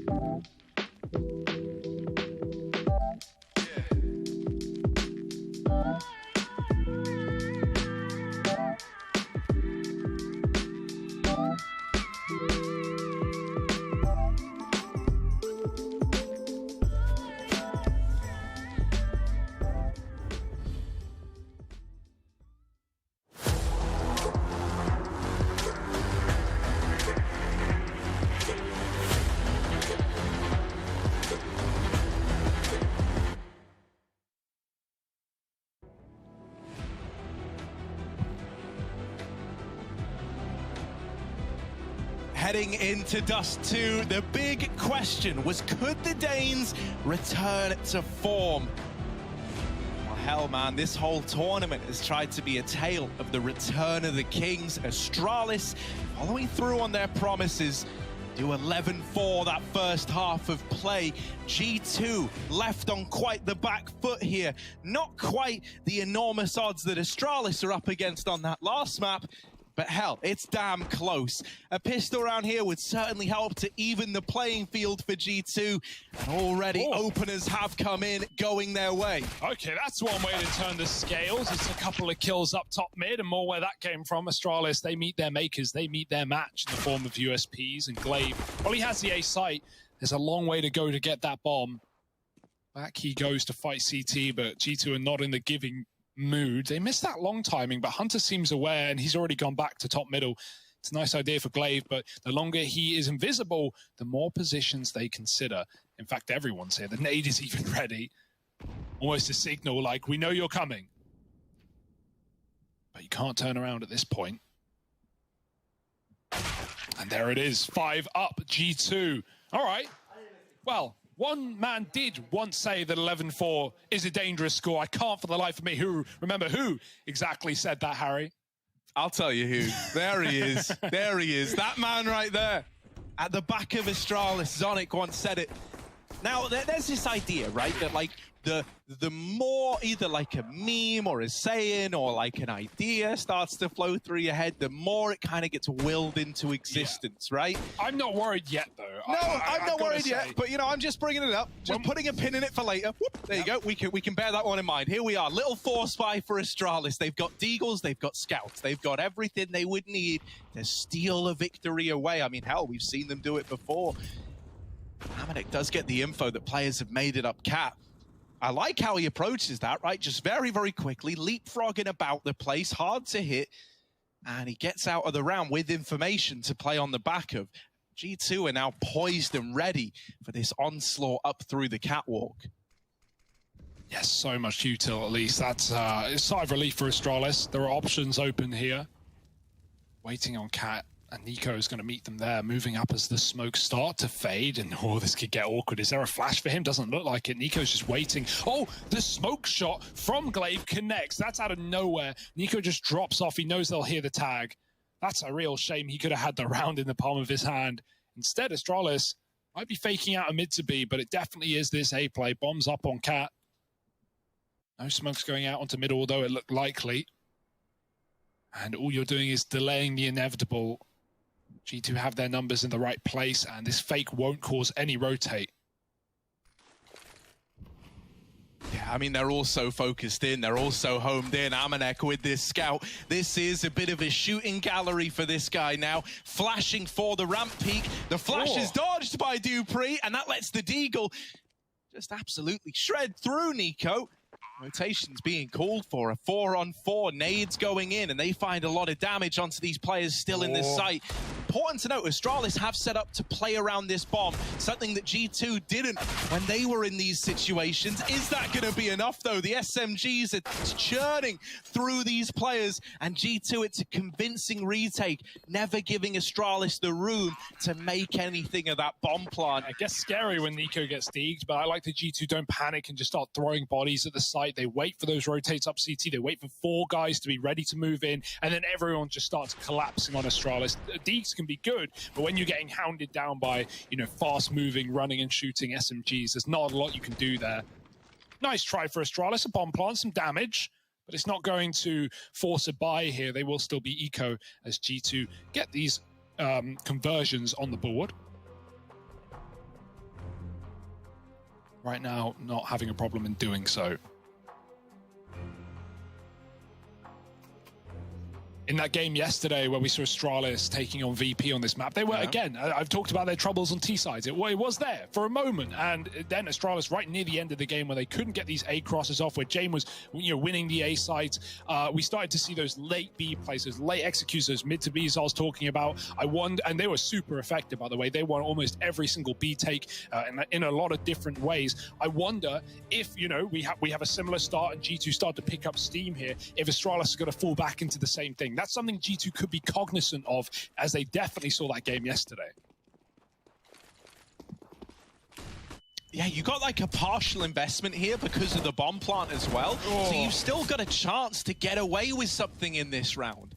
A 4-on-4 right out of the gate, and Amanek now trapped in at the car. Yeah, you don't have utility to burn him out, but he's only got a scout, mate. You just run at him with this MAC-10.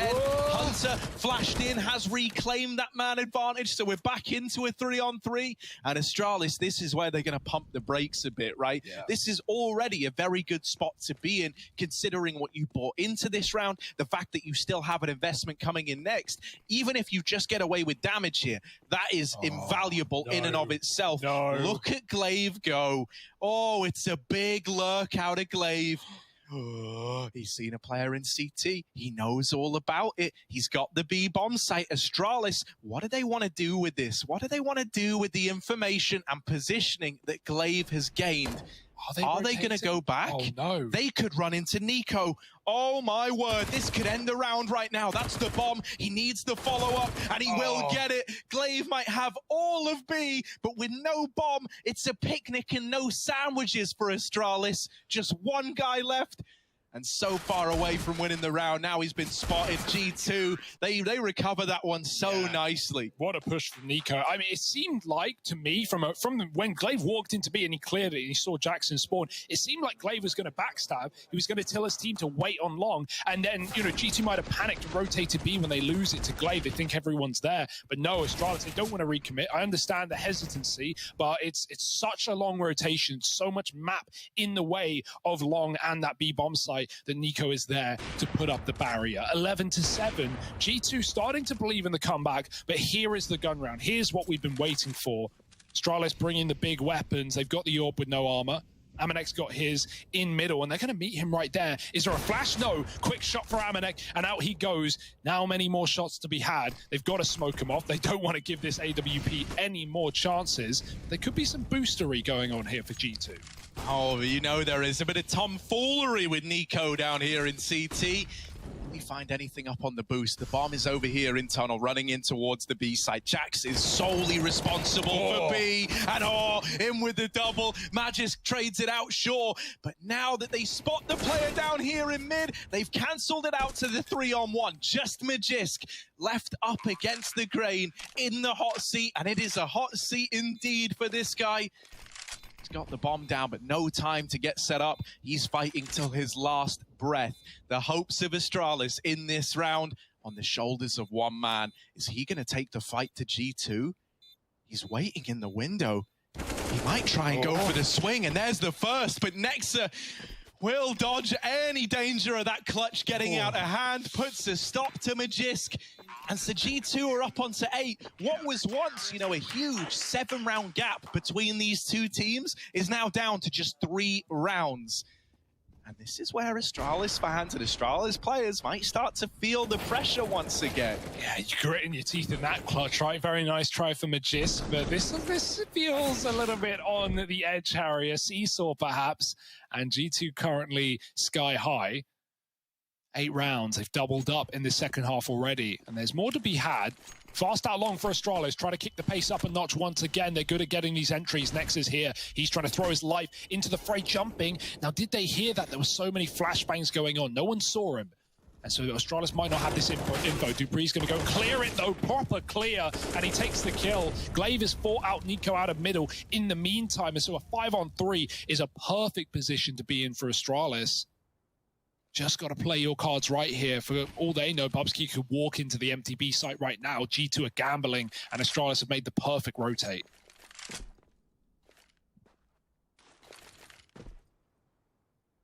Yeah, and if they go B, they win the round. Oh, but I say that, and look at G2. Hang on a moment. G2 are trying to get ahead of the curve as well.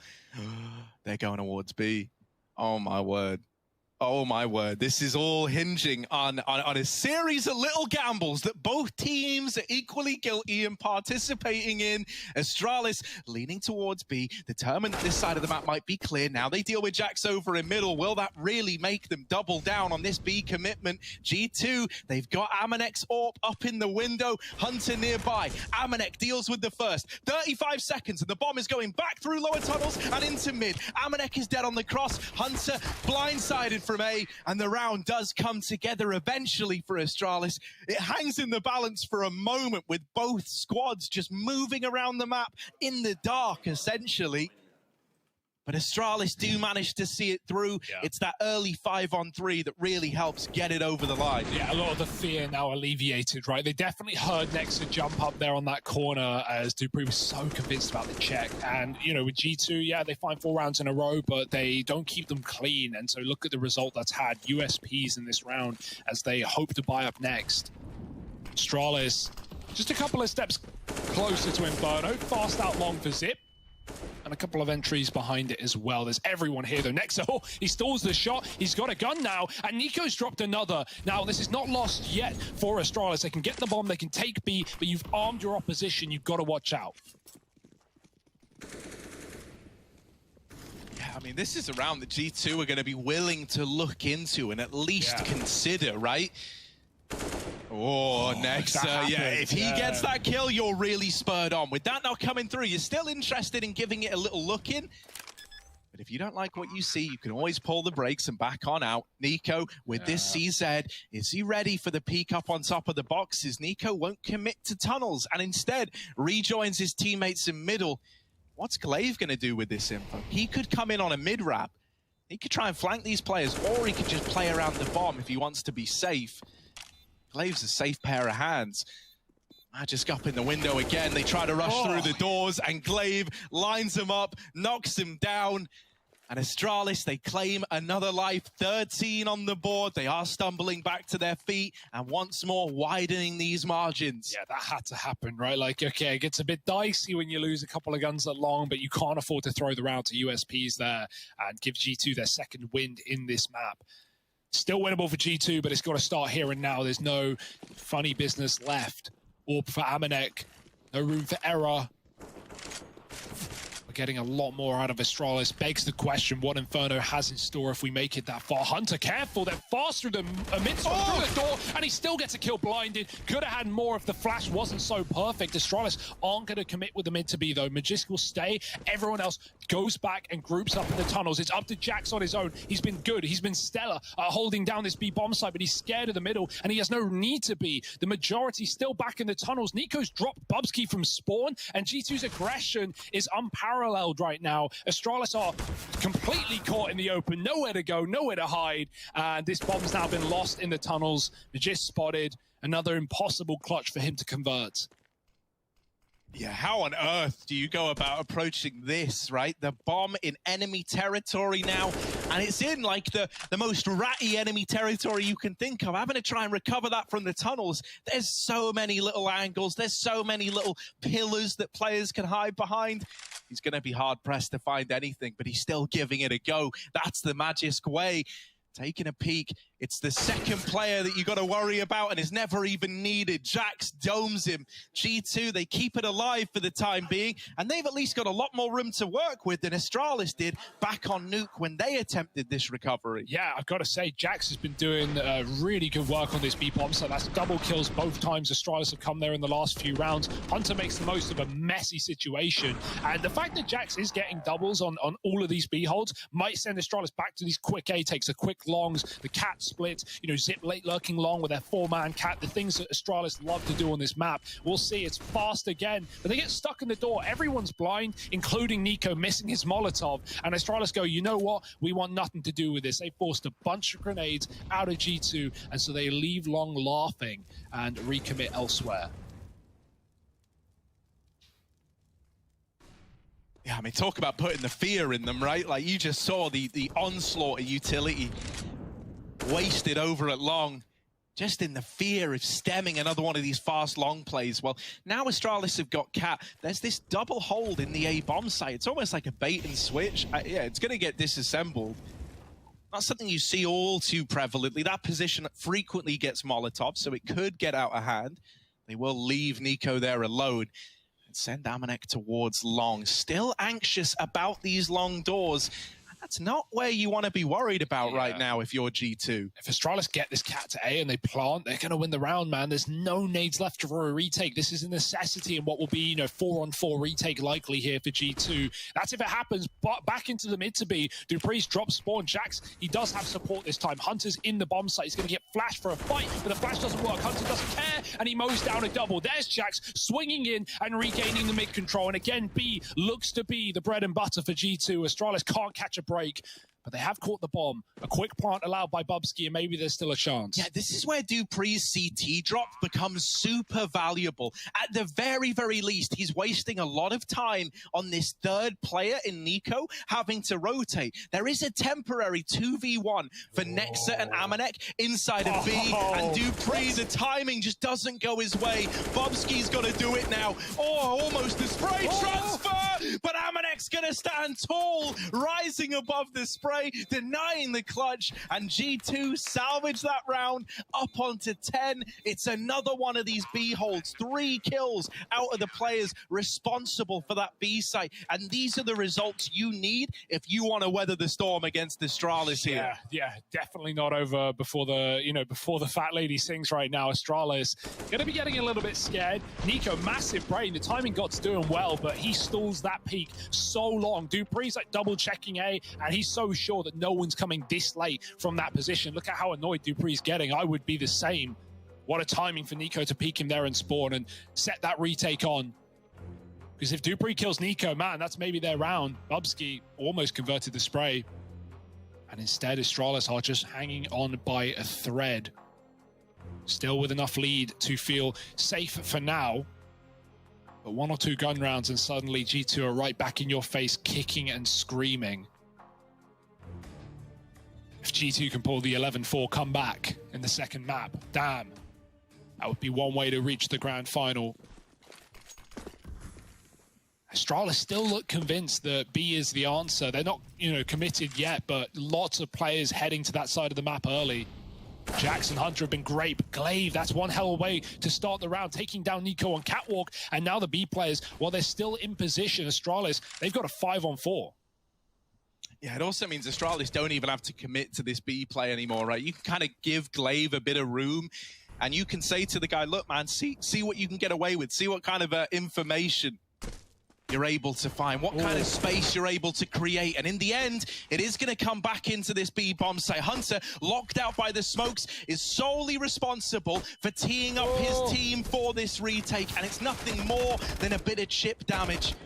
Oh, G2 a 3-on-3 retaking at this B site. It feels fitting that this is where such an important round in this game will be decided. If G2 attempt this and lose out, they've got nothing. That could be Astralis running away with the map after all. They lose Nexa in the tunnels, and that has sealed their fate. That has sealed the deal of this save call. G2 are out of there, and Astralis are up onto 14 with a broken G2 economy to go up against. You've got to give it to Astralis.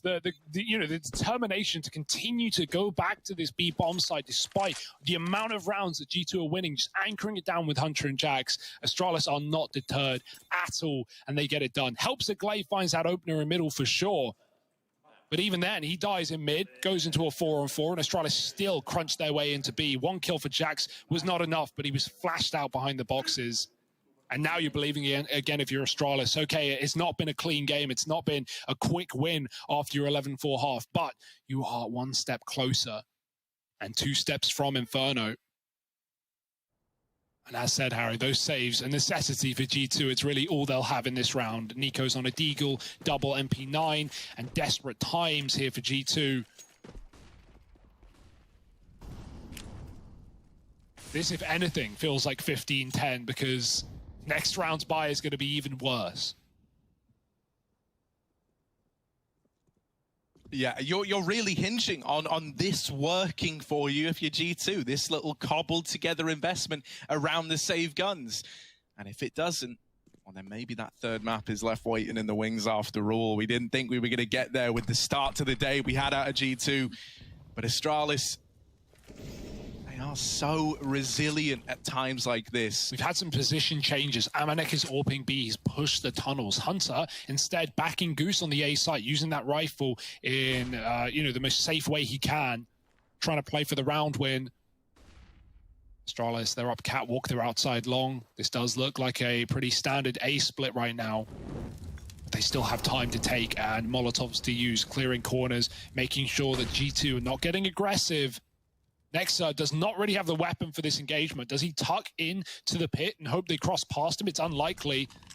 Smokes and flashes starting to rain in. 30 seconds, and here come Astralis. Yeah, the fact they flashed it, now Nexa knows they're coming. He holds off and waits for a flash from Nico. That's a nice little way to play this together. And now they've dropped the bomb. This long split into the A-bomb site is suddenly down to one man. Magisk was boosted and never given a chance at a kill. And Dupree's had to come back in with the bomb. It's cut loose, and the round is stolen away by G2. Brilliant gameplay out of the squad there, right? Amanek dropping the bomb, doubling up. Glorious stuff out of the hero AWP. But really, that long hole was the thing I think it's worth focusing on. That is the round-winning moment there. It's that flash that signals Nexa. Yeah, they're about to hit. If he was having a peek that to get the information and they see him and they know about him, I think that round plays out very, very different. Instead, he gets the early warning signal, tucks in pit, calls for Nico's flash, and they peek it together. Yeah, now it's a half by Astralis are saving a bit of money. That's going to give G2 a nice freebie here, and they're starting to unleash hell. Nico pushed up on catwalk, not deterred by the fact that Glaive took him down last time he did it. He won't be there forever, though. Mollies and nades eventually placed, and now Astralis going to run at Nico. The spray off the AK gets one, and Nexa's there to help out, seal the deal for G2. Clean round with 4 alive, and AK's on 3. All right, G2. That's another one on the tally, 12-14, maybe some OT cooking in the kitchen. Yeah, maybe. I mean, they're getting our attention, right? You cannot lie. A part of you finds yourself looking at G2 now and going, maybe they can do this. Maybe they can pull it back from the 4-11 half after all. Yeah, Astralis know better than most. They're not out of the woods yet. And they've just used their last timeout, that being Astralis. So if we do get into those bonus rounds, or even here in the last 3 or 4, there's not going to be any more time to chat. There's not going to be any more reset time here. You are in the game until the bitter end, win or loss, final or elimination here at IEM Cologne. My goodness.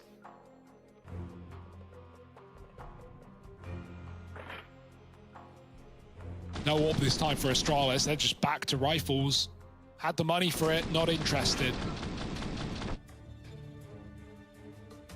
Yes. Nico's looking very confident as well. He's throwing himself into the first fight in a lot of these rounds. Yeah, and he had a really quiet start to this game, right? It was really only Hunter that we were looking at. Nico's had one hell of a recovery, and as have the rest of G2. Jax has been instrumental at this B bomb site. And Amanek is getting more and more comfortable at taking liberties with this AWP now that he's on the CT side. It's another B play, but Magisk is out long, and this is so much free real estate. He's going to try and fake this out. He's actually called for his team to come back. Look at the space I've got. Dupree's seen a barrel, and he's got the AWP locked up on catwalk. He can't get the kill, though, and Nico swerves back in to save him. Now, okay, yes, Magisk has long, but G2 have numbers on A. 4 guys here. It may look like 1 dot on the minimap. That's because they're all on top of each other. CT, catwalk, you name it, they got it. And Astralis, if they try and recommit on the long A and help out Magisk, they're walking into the trap. Also, I am so convinced that the way they play short there is by design. The AWP scoped up top mid so that the barrel could be spotted from lower and get the attention of that player. Then they discount Nico, who's a little further up towards the short side. You think that was all a bait, Harry? You think that was all felt purpose? like I don't think it was like with this intention of it's definitely going to happen that way. But it's like, look, if you're scoped top mid and they see the barrel, they're looking at you. They're not looking at me. Yeah, Nico was very ready to clear that either way, whether it was planned or not. He knew what he was doing, and now 30 seconds in a 5-on-4, Astralis are called to this A site. Yeah, I mean, it's all they're left with. It's all they've got, right? They abandoned the hopes of a B play early on, so it's back into this A site. Amanek's AWP, here it is, looking towards short. First man gets out, and Bubsky will find the kill. Something needs to happen for G2, because in the blink of an eye, all 4 kills have come in for Astralis. It went from a huge stack in at this A bomb site to just death in an instant. What happened? Aminek had to hit that shot, man. He had to take one because, you know, with every shot you miss with the orb, Astralis are getting 10 feet further, 10 feet closer. And even G2 hiding in the ramp smoke, hiding in the bomb site, in sync kills. Astralis just activate. And that's one hell of a round to activate in. Man down from the get-go, walking into the stacked site. And Jax is left longing for action in this round. I don't know how Astralis have done it, but they found 15, Harry. They've locked in the guarantee of overtime at the very least, if not that third map of Inferno.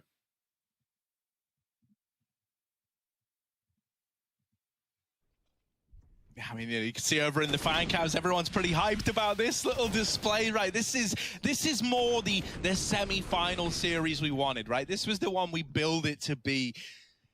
Astralis on the road to recovery, now just 5 kills away from cementing that Inferno appearance and having a shot still at reaching these grand finals. G2, has that Dust 2 curse come back to haunt them?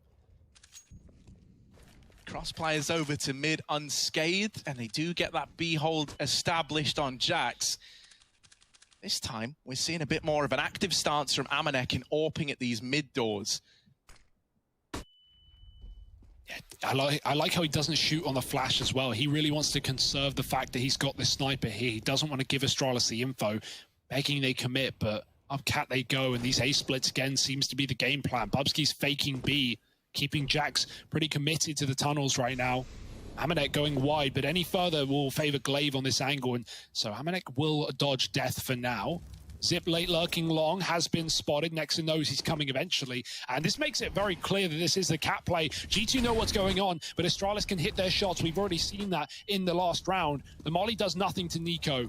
Glaive scopes up and hopes to get cover on this cross, but the CTs are getting flashed off. Nico's been cleared. Nexa at long now needs to get involved. Nades are coming up from CT, but Astralis are not losing numbers. They are taking their time. They are not pressured. Another man at Goose to clear, and that has to be the trick up the sleeve for G2. Aminek, he does get one, stalling this refrag. The smoke fading it short, and he's shot right through it. There's a gap for Zip. Dupree follows up, and it might be the beginning of the end for G2.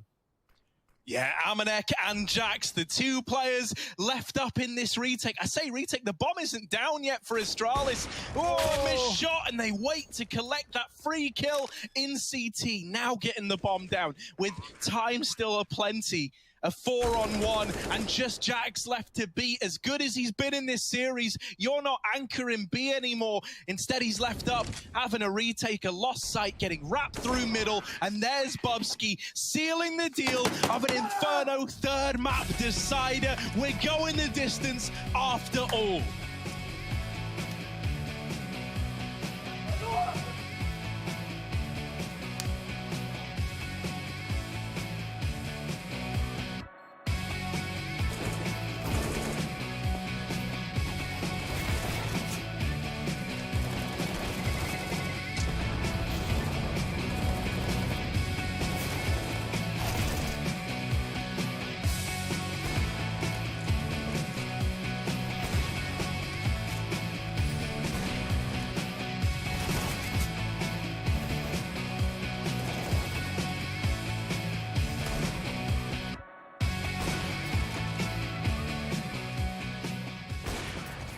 I don't think I hit my peak performance yet in G2. I think that I'm doing okay.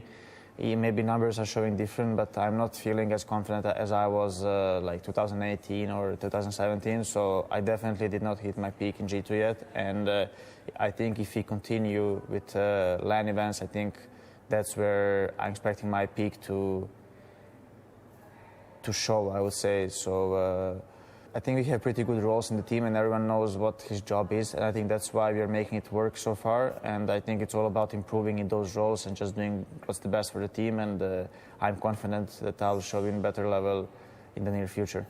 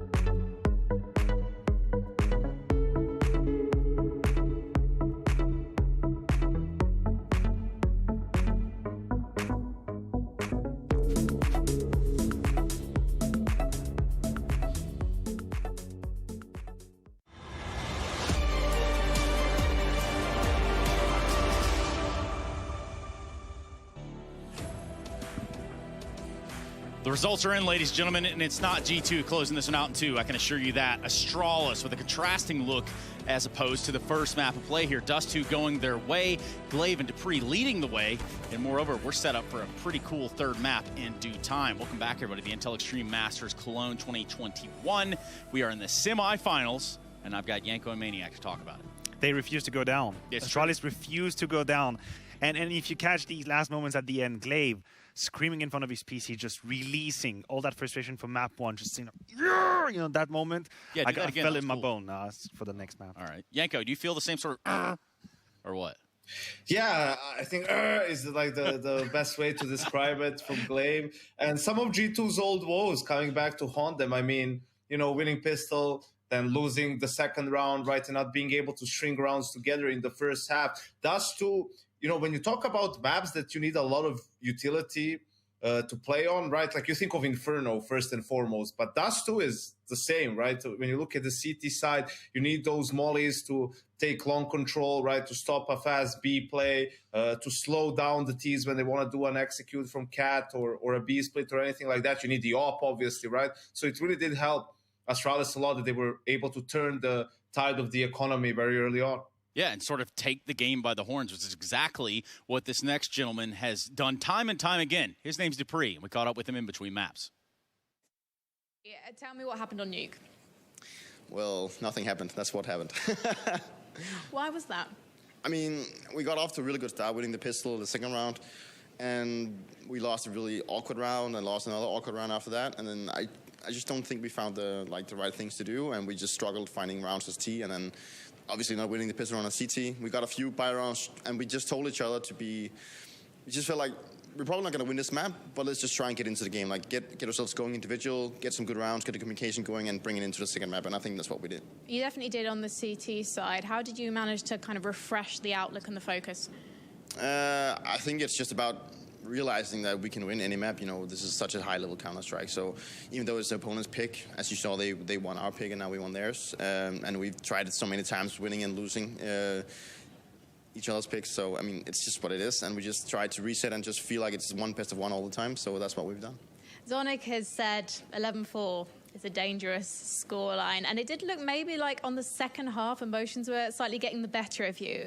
Did you think that was potentially the case? Did you have to bring things back into check? Well, obviously I'm an emotional player, so I also get frustrated when things go wrong for me. And sometimes it's just out of my hands. Sometimes you get shot through the smoke. Sometimes you get killed when someone is completely blind or someone's just doing a really awkward play. And I feel like I got really unlucky on the T side, but I sacrificed myself for the team, and in the majority of the rounds, it just ended up us winning. So, I mean, I'm sacrificing myself for the team, but as an individual, obviously, it's rough going into fights and positions where you're just getting unlucky. But it's part of the game, and I'll take it from there. So how are you feeling about Inferno now? Well, I feel like we have a really good Inferno. I think if we get everything going, communication, individual play, I think we can play really well. I think we have a good idea how to approach them, and I hope it's going to take us to the final. I'm feeling triple overtime. Thank you, Dupree. No, thank you. Yeah, no thank you, Frankie. What the heck is that all about? We could just settle this on one map. The truth be told, in the past map, on Dust2, we're looking at 11-4 one-sided start. So G2 had to grind back into this one. Yeah, they absolutely had to, and it became a sort of a chess game between Nexa and Glaive. You could see at the end, in that second half, there were a lot of fakes. There were a lot of very quick rotations. G2 were trying to be dynamic in how they were rotating around the map, closing really the trap onto Glaive. But this man that we are here, I want to take a second just to commend him, right? Not only leading the charge in kills, 20, obviously 1.20 rating, but he won 7 out of 10 entry duels. Glaive was the one creating the space and taking charge. You think about the fact that he's got to yield the AWP now, a weapon that I haven't seen Glaive before, and still holding his ground and making the difference, backs against the wall to be eliminated in Cologne, man, that takes some balls. Yeah, it definitely does. And speaking of peyotas, Yanko? Yes. Oh, I thought you had some rounds for us. I just didn't know. I just maybe. I do have. I didn't understand what you said. But here's an important round, right? Round number 27. You can see G2 is mounting the comeback. I thought they had the upper hand at this point in time, right? It's a 5v4. And then, they get chased off of Cat. They lost short control. They lost long control as well. And now they're stuck all awkwardly in the site. Amanek, unfortunately, misses the shot. I think this was Nexa who died here, or Nico, like he was behind the smoke. Not really one of those situations where the smoke gives you an advantage. Just in a matter of like 3 seconds, 4 G2 players fall down. Like this was a brilliant round for them to win and deny the plant even for Astralis. It seemed like that's what was going to happen, playing an anti-eco round and getting it up to 14-14. But it was a Molotov from Glaive that chased off the Cat players, and then they were all stuck inside, and that's like the worst situation. We've all played us too. We all know what happens when you lose control of both short and long on A side. You're just going to be doomed. No bueno. For us, the bueno continues. All that good stuff is going to continue when we come back from a break. We're going to decide who goes into the grand finals. Who's our first grand finals? Is it going to be G2 or is it going to be Astralis? Now's your opportunity to spam the Twitch chat. For us, we go to a quick break. We come back with Inferno, and we continue the semifinal. Be right back.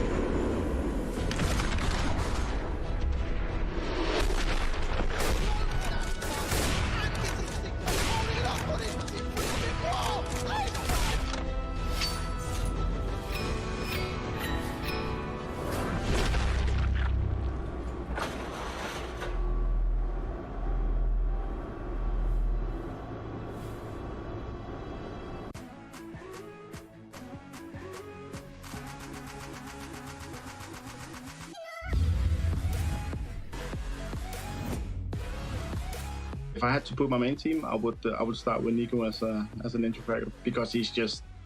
I remember at E-League Season 1, and I saw Nico playing Deathmatch, and he was just destroying that server.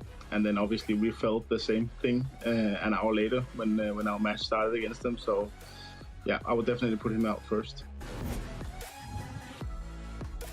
I'd have to go with my boy Sipix. He's a guy who is extremely good at reading his opponents, obviously, especially in clutches and when you are that anchor position. Yeah, he's by far seen over the history of CSGO, the most valuable player on that position, in my opinion. It's either between Kenny or Fallen, but I would go with Fallen this time, because I think that being an in-game leader, winning 2 majors, and being so consistent with the AWP and being the AWPer, being the in-game leader, having to call with 10 seconds left, I think that's quite impressive. I'm gonna have to choose one of my players as well, and it's Glaive, definitely. I think that Glaive is a phenomenal leader. I think that's a must-have trait, actually, if you want to succeed as an in-game leader, because a lot of the times it's about your players believing in your calls. And Glaive has this magical way of just making his players believe in his calls. There's no question that it's simple. It could be Saiwu in the future, but I still think that if you want to be the star player, like the history of CSGO, you need to prove yourself. So it will have to be simple. He is that X factor who just can always carry his team and always shows up. Has been proving himself on different teams and in different scenarios. So it's simple, deserves it. I would definitely go with someone I think that I know, and that is Zeus. He has won 2 majors and has been coaching a bunch of teams and has made them successful, in my opinion. So I think that he has been proving himself time and time again, and he's also a leader and a guy that I think a lot of coaches looks up to. So yeah, definitely put him on the team.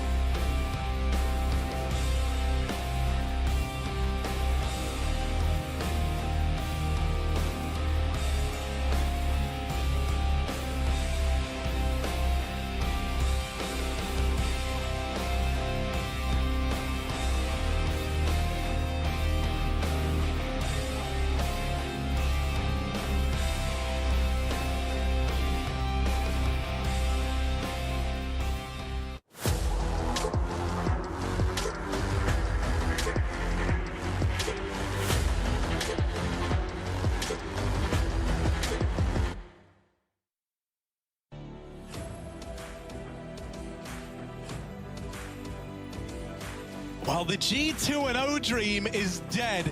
Right now we're saying, long live the Kings, as Astralis take down G2 on their map pick of Dust, bringing us to a third and final map of Inferno. It's an old saying that this is where all good series go to end. So let's see if that holds true as we get ready to see who will be the first team securing a spot in the IEM Cologne Grand Final. Yeah, typically it's G2 to get reverse swept in BO5s, but maybe it's a BO3 as well. We'll have to see what Astralis bring to the table here on the realm of Inferno. And yeah, this is exactly where we wanted the series to end, with the last two bans being Vertigo, Ancient, No Risks were taken by either roster here, and they agree on the old familiar fighting ground. This is how Astralis closed their series yesterday after a very hard-fought 3 overtimes over 2 maps. They end it on Inferno, and they do it dominantly against VP as well, with some really nice CT sides. So I can't wait to see where this is going. We're going to have a knife round as well, see where who's ending up where, rather. But first, the huddle. It's all too familiar. Astralis getting their game plan going and getting loud before they show us what they got. Yeah, I'm seeing, Glaive, Zonic, Magis doing a lot of talking here. I know that, Magis had that stint being the IGL of this squad, so maybe he's got some words of advice, words of encouragement to chime in with, smiles all around, and Astralis are ready. Listen to that. That's a team that want to reach the grand final, if ever I've heard it. G2, it's a lot more stoic. It's a lot more, in the zone on their side. A lot less about the huddling and more about the action in the server. This is the knife round getting played out before our very eyes. And we see there G2 picking it up. Yeah, CT side starts certain about it at this point in the tournament. And wow, I mean, winner of this, obviously going to the grand final, loser taking some chump change home with them at least. That's something. And later as well, we have Navi, Faze. If you're here for that, that's going to be a banger, I'm sure. Yeah, I mean, this series is delivered across all fronts, right? When it started, I was a little bit worried. G2 came into the day firing on all cylinders. They were looking incredible, man. They blindsided Astralis back on Nuke, and it was never even close. Then we had a bit more of the same, but this time out of Astralis on Dust 2. I felt like we've seen both these teams bring in their A-game on their opponent's map pick. And so as we head to the great decider, the even playing field that is Inferno, you can guarantee that they're both giving it their all. It's a T-side start for Astralis and a mid-rush by the looks of things from G2. Magiska's got this information, and now they've traded places. Astralis are in the apartments, while G2 is still playing about in middle. They're going to try to get back in time. Nexa, they're flooding onto him. The kills go either way with a TK in the mix. Oh, it's gotten a little bit messy, and it's grinded to a very awkward halt on the short side. Oh, this is sour. G2, they're right behind. Jack's in the apartments, could backstab, but Bubsky's not giving away the kill in the pit. He's got to drop in. Flash blinded from his teammate. This is not where Astralis want to be. They need to fight their way out. Glaive does some damage. Bubsky capitalizes, and Jax has to concede while he waits for help from Nico coming in after the long smoke. So a stall, a break in the action, maybe even a bomb plant as Astralis are given the room, but they're not convinced. They tap and they wait for more fights. More time is available, but Glaive doesn't want to use it. He sticks it on the second time around, and now the pressure is on G2. Yeah, they spotted Jax as well.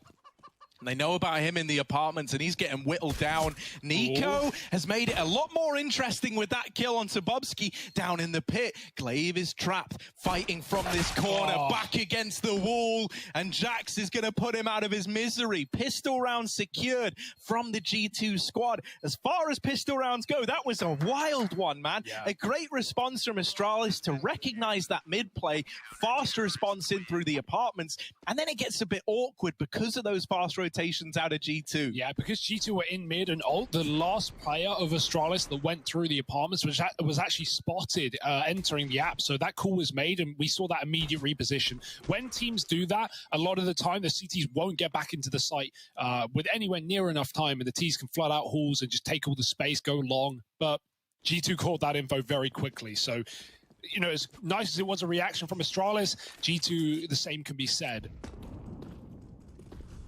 And now Astralis forcing. I like it. Bomb plant tempted in by the prospect of a couple of rifles. Oh there's an interesting little stat. All of the playoff matches have ended on Inferno so far. I mean, man. You know, we've been waiting for LAN. Keeping it tried and tested. You know, I think we've been waiting for LAN. Everyone's happy to be back here. This is a classic map. We've also, you know, we talk about the teams that we have here. Well, no more, you know, young and comers. A lot of the teams left, most of them are these LAN experienced teams, these super, you know, comfortable players at this part of the tournament. You know, you got Faze, you got Navi, these guys as well. So it's not that too surprising to see the new maps vetoed away right near the end, and we return to the old familiar, the old faithful. Yeah, this has been a very, very slow round out of Astralis, right? They pressured over towards mid a tiny bit, nothing to take away control, and are now just easing in to a B play. Glaive might try and sell this lurk over towards the A bomb site. He's going to start to make some noise in top middle, hoping that this keeps these players here for G2, and it has for the time being. Here come the nades into B now. Astralis telegraphing this push, flashes to supplement the rifles moving in. With Nexa and Nico here, they've still got to break through this defense. That is easier said than done. Or at least it was meant to be. They annihilate the two players in the site. And now a chance at a bomb plant, a chance at a 4-on-3. Hunter has removed one of these players at Banana, and the bomb is now ticking down. Amanek crept through the smoke and has gotten past Zip. They don't know it, but this... Zip. They're running into each other. They were touching each other. Zip was touching Amanek, and he didn't know. Oh, the little jiggle. He hasn't seen him yet. Dupree's going to get it. And for Hunter, this 1v2 might be too far gone. Gets the first, but with time running out, no kit in play, and Zip playing around this bomb. Hunter just doesn't have the time to save this round. Astralis, they steal one away with this force buy, and Inferno is competitive from the word go. Yeah, I love that. Nothing wrong with a quick force buy win. That will get G2 interested. That will certainly make them invest here early. And lovely entries as well from Bubsky and Zip. I don't know how they get away with that. Nico's got the boost on the quad at the back of B. He's dodging flashes. One finally hits him and he falls off. I think he's safe. I think he's ready to line up two with the M4, and he gets deleted by Bubsky's Galil. So really nice entries, and yeah, no save allowed for Hunter. The bomb denies that. And so G2, they put a bit of money in, but it's never going to be pretty as the CT side buying up third round, trying to force. So even Amanek saving for the AWP with a Zeus, Nico and a rifle, that's something. That's really it.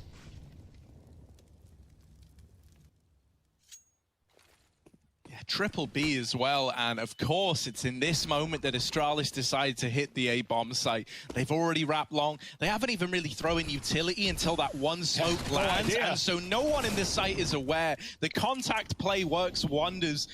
Jack's completely caught off guard by the fact that there's already, what, 3 guys out at long? And this round should be a lock-in now. If you're Nico, you're definitely saving that M4 and armor. I'm surprised he's even got it out in this round now. And Amanek's just looking for a taser kill. Just trying to steal something out the hands of Astralis so that this feels worthwhile. But the conversions are found by the Danes. After stealing it away with that force buy, they're now the ones leapfrogging themselves into the lead. And they're even hunting Harry. They're looking to take what they can away. Only leaving Glaive on the bomb, but no kit, no worry. Amanek is not in a room to move right now. Magist jumping with a flashbang, and everyone's going to die here. You'll expect Nico's gone as well. What a lineup off the Mac, and even upgrade available for Magist. Amanek, he's probably going to die to the bomb here. Pretty uneventful for Amanek, right? He never really got given a chance. I don't know if it's purpose. Magist didn't take the M4 off Nico. No one took it. Did they not realize, or did they not want it? Because as much as you're up against Eco here, that's a free rifle. That speeds up improves your bonus round rather. I mean, as mentioned, it was kind of surprising it was even in place, so maybe they just didn't know about it. Yeah, I mean, Nico was at the back here. He lined up, so you'll see like maybe Magist. Yeah, he's not really looking at the guns. You can see he's just spraying. And at that point, he's probably hunting for the ace as well. He killed 4 in the round, and now it's USPs for G2. Astralis on the T side of Inferno. Oh, and they've got a little trick being used against them. I wonder who came up with this. It was, in fact, Astralis. Yeah, I wonder if they're going to, recognize that one. Man just goes, oh, you won't believe what they're bloody doing over at that V site. You won't believe what they've called in. Yeah, it's one of ours. And so Astralis take it in their stride, right? Yeah. One upside to inventing the strat is you probably know how it works. And this A site is nice and empty as a result. I do like it. G2 show that boost, and the moment it's spotted, they immediately rotate to A, knowing what the response would be. It still hasn't done them any good, but it gave them a chance at least. Yeah, as you said, if Astralis came up with it, they know how to counter it. Just speed A. Not much to it. Avoid the 4 players.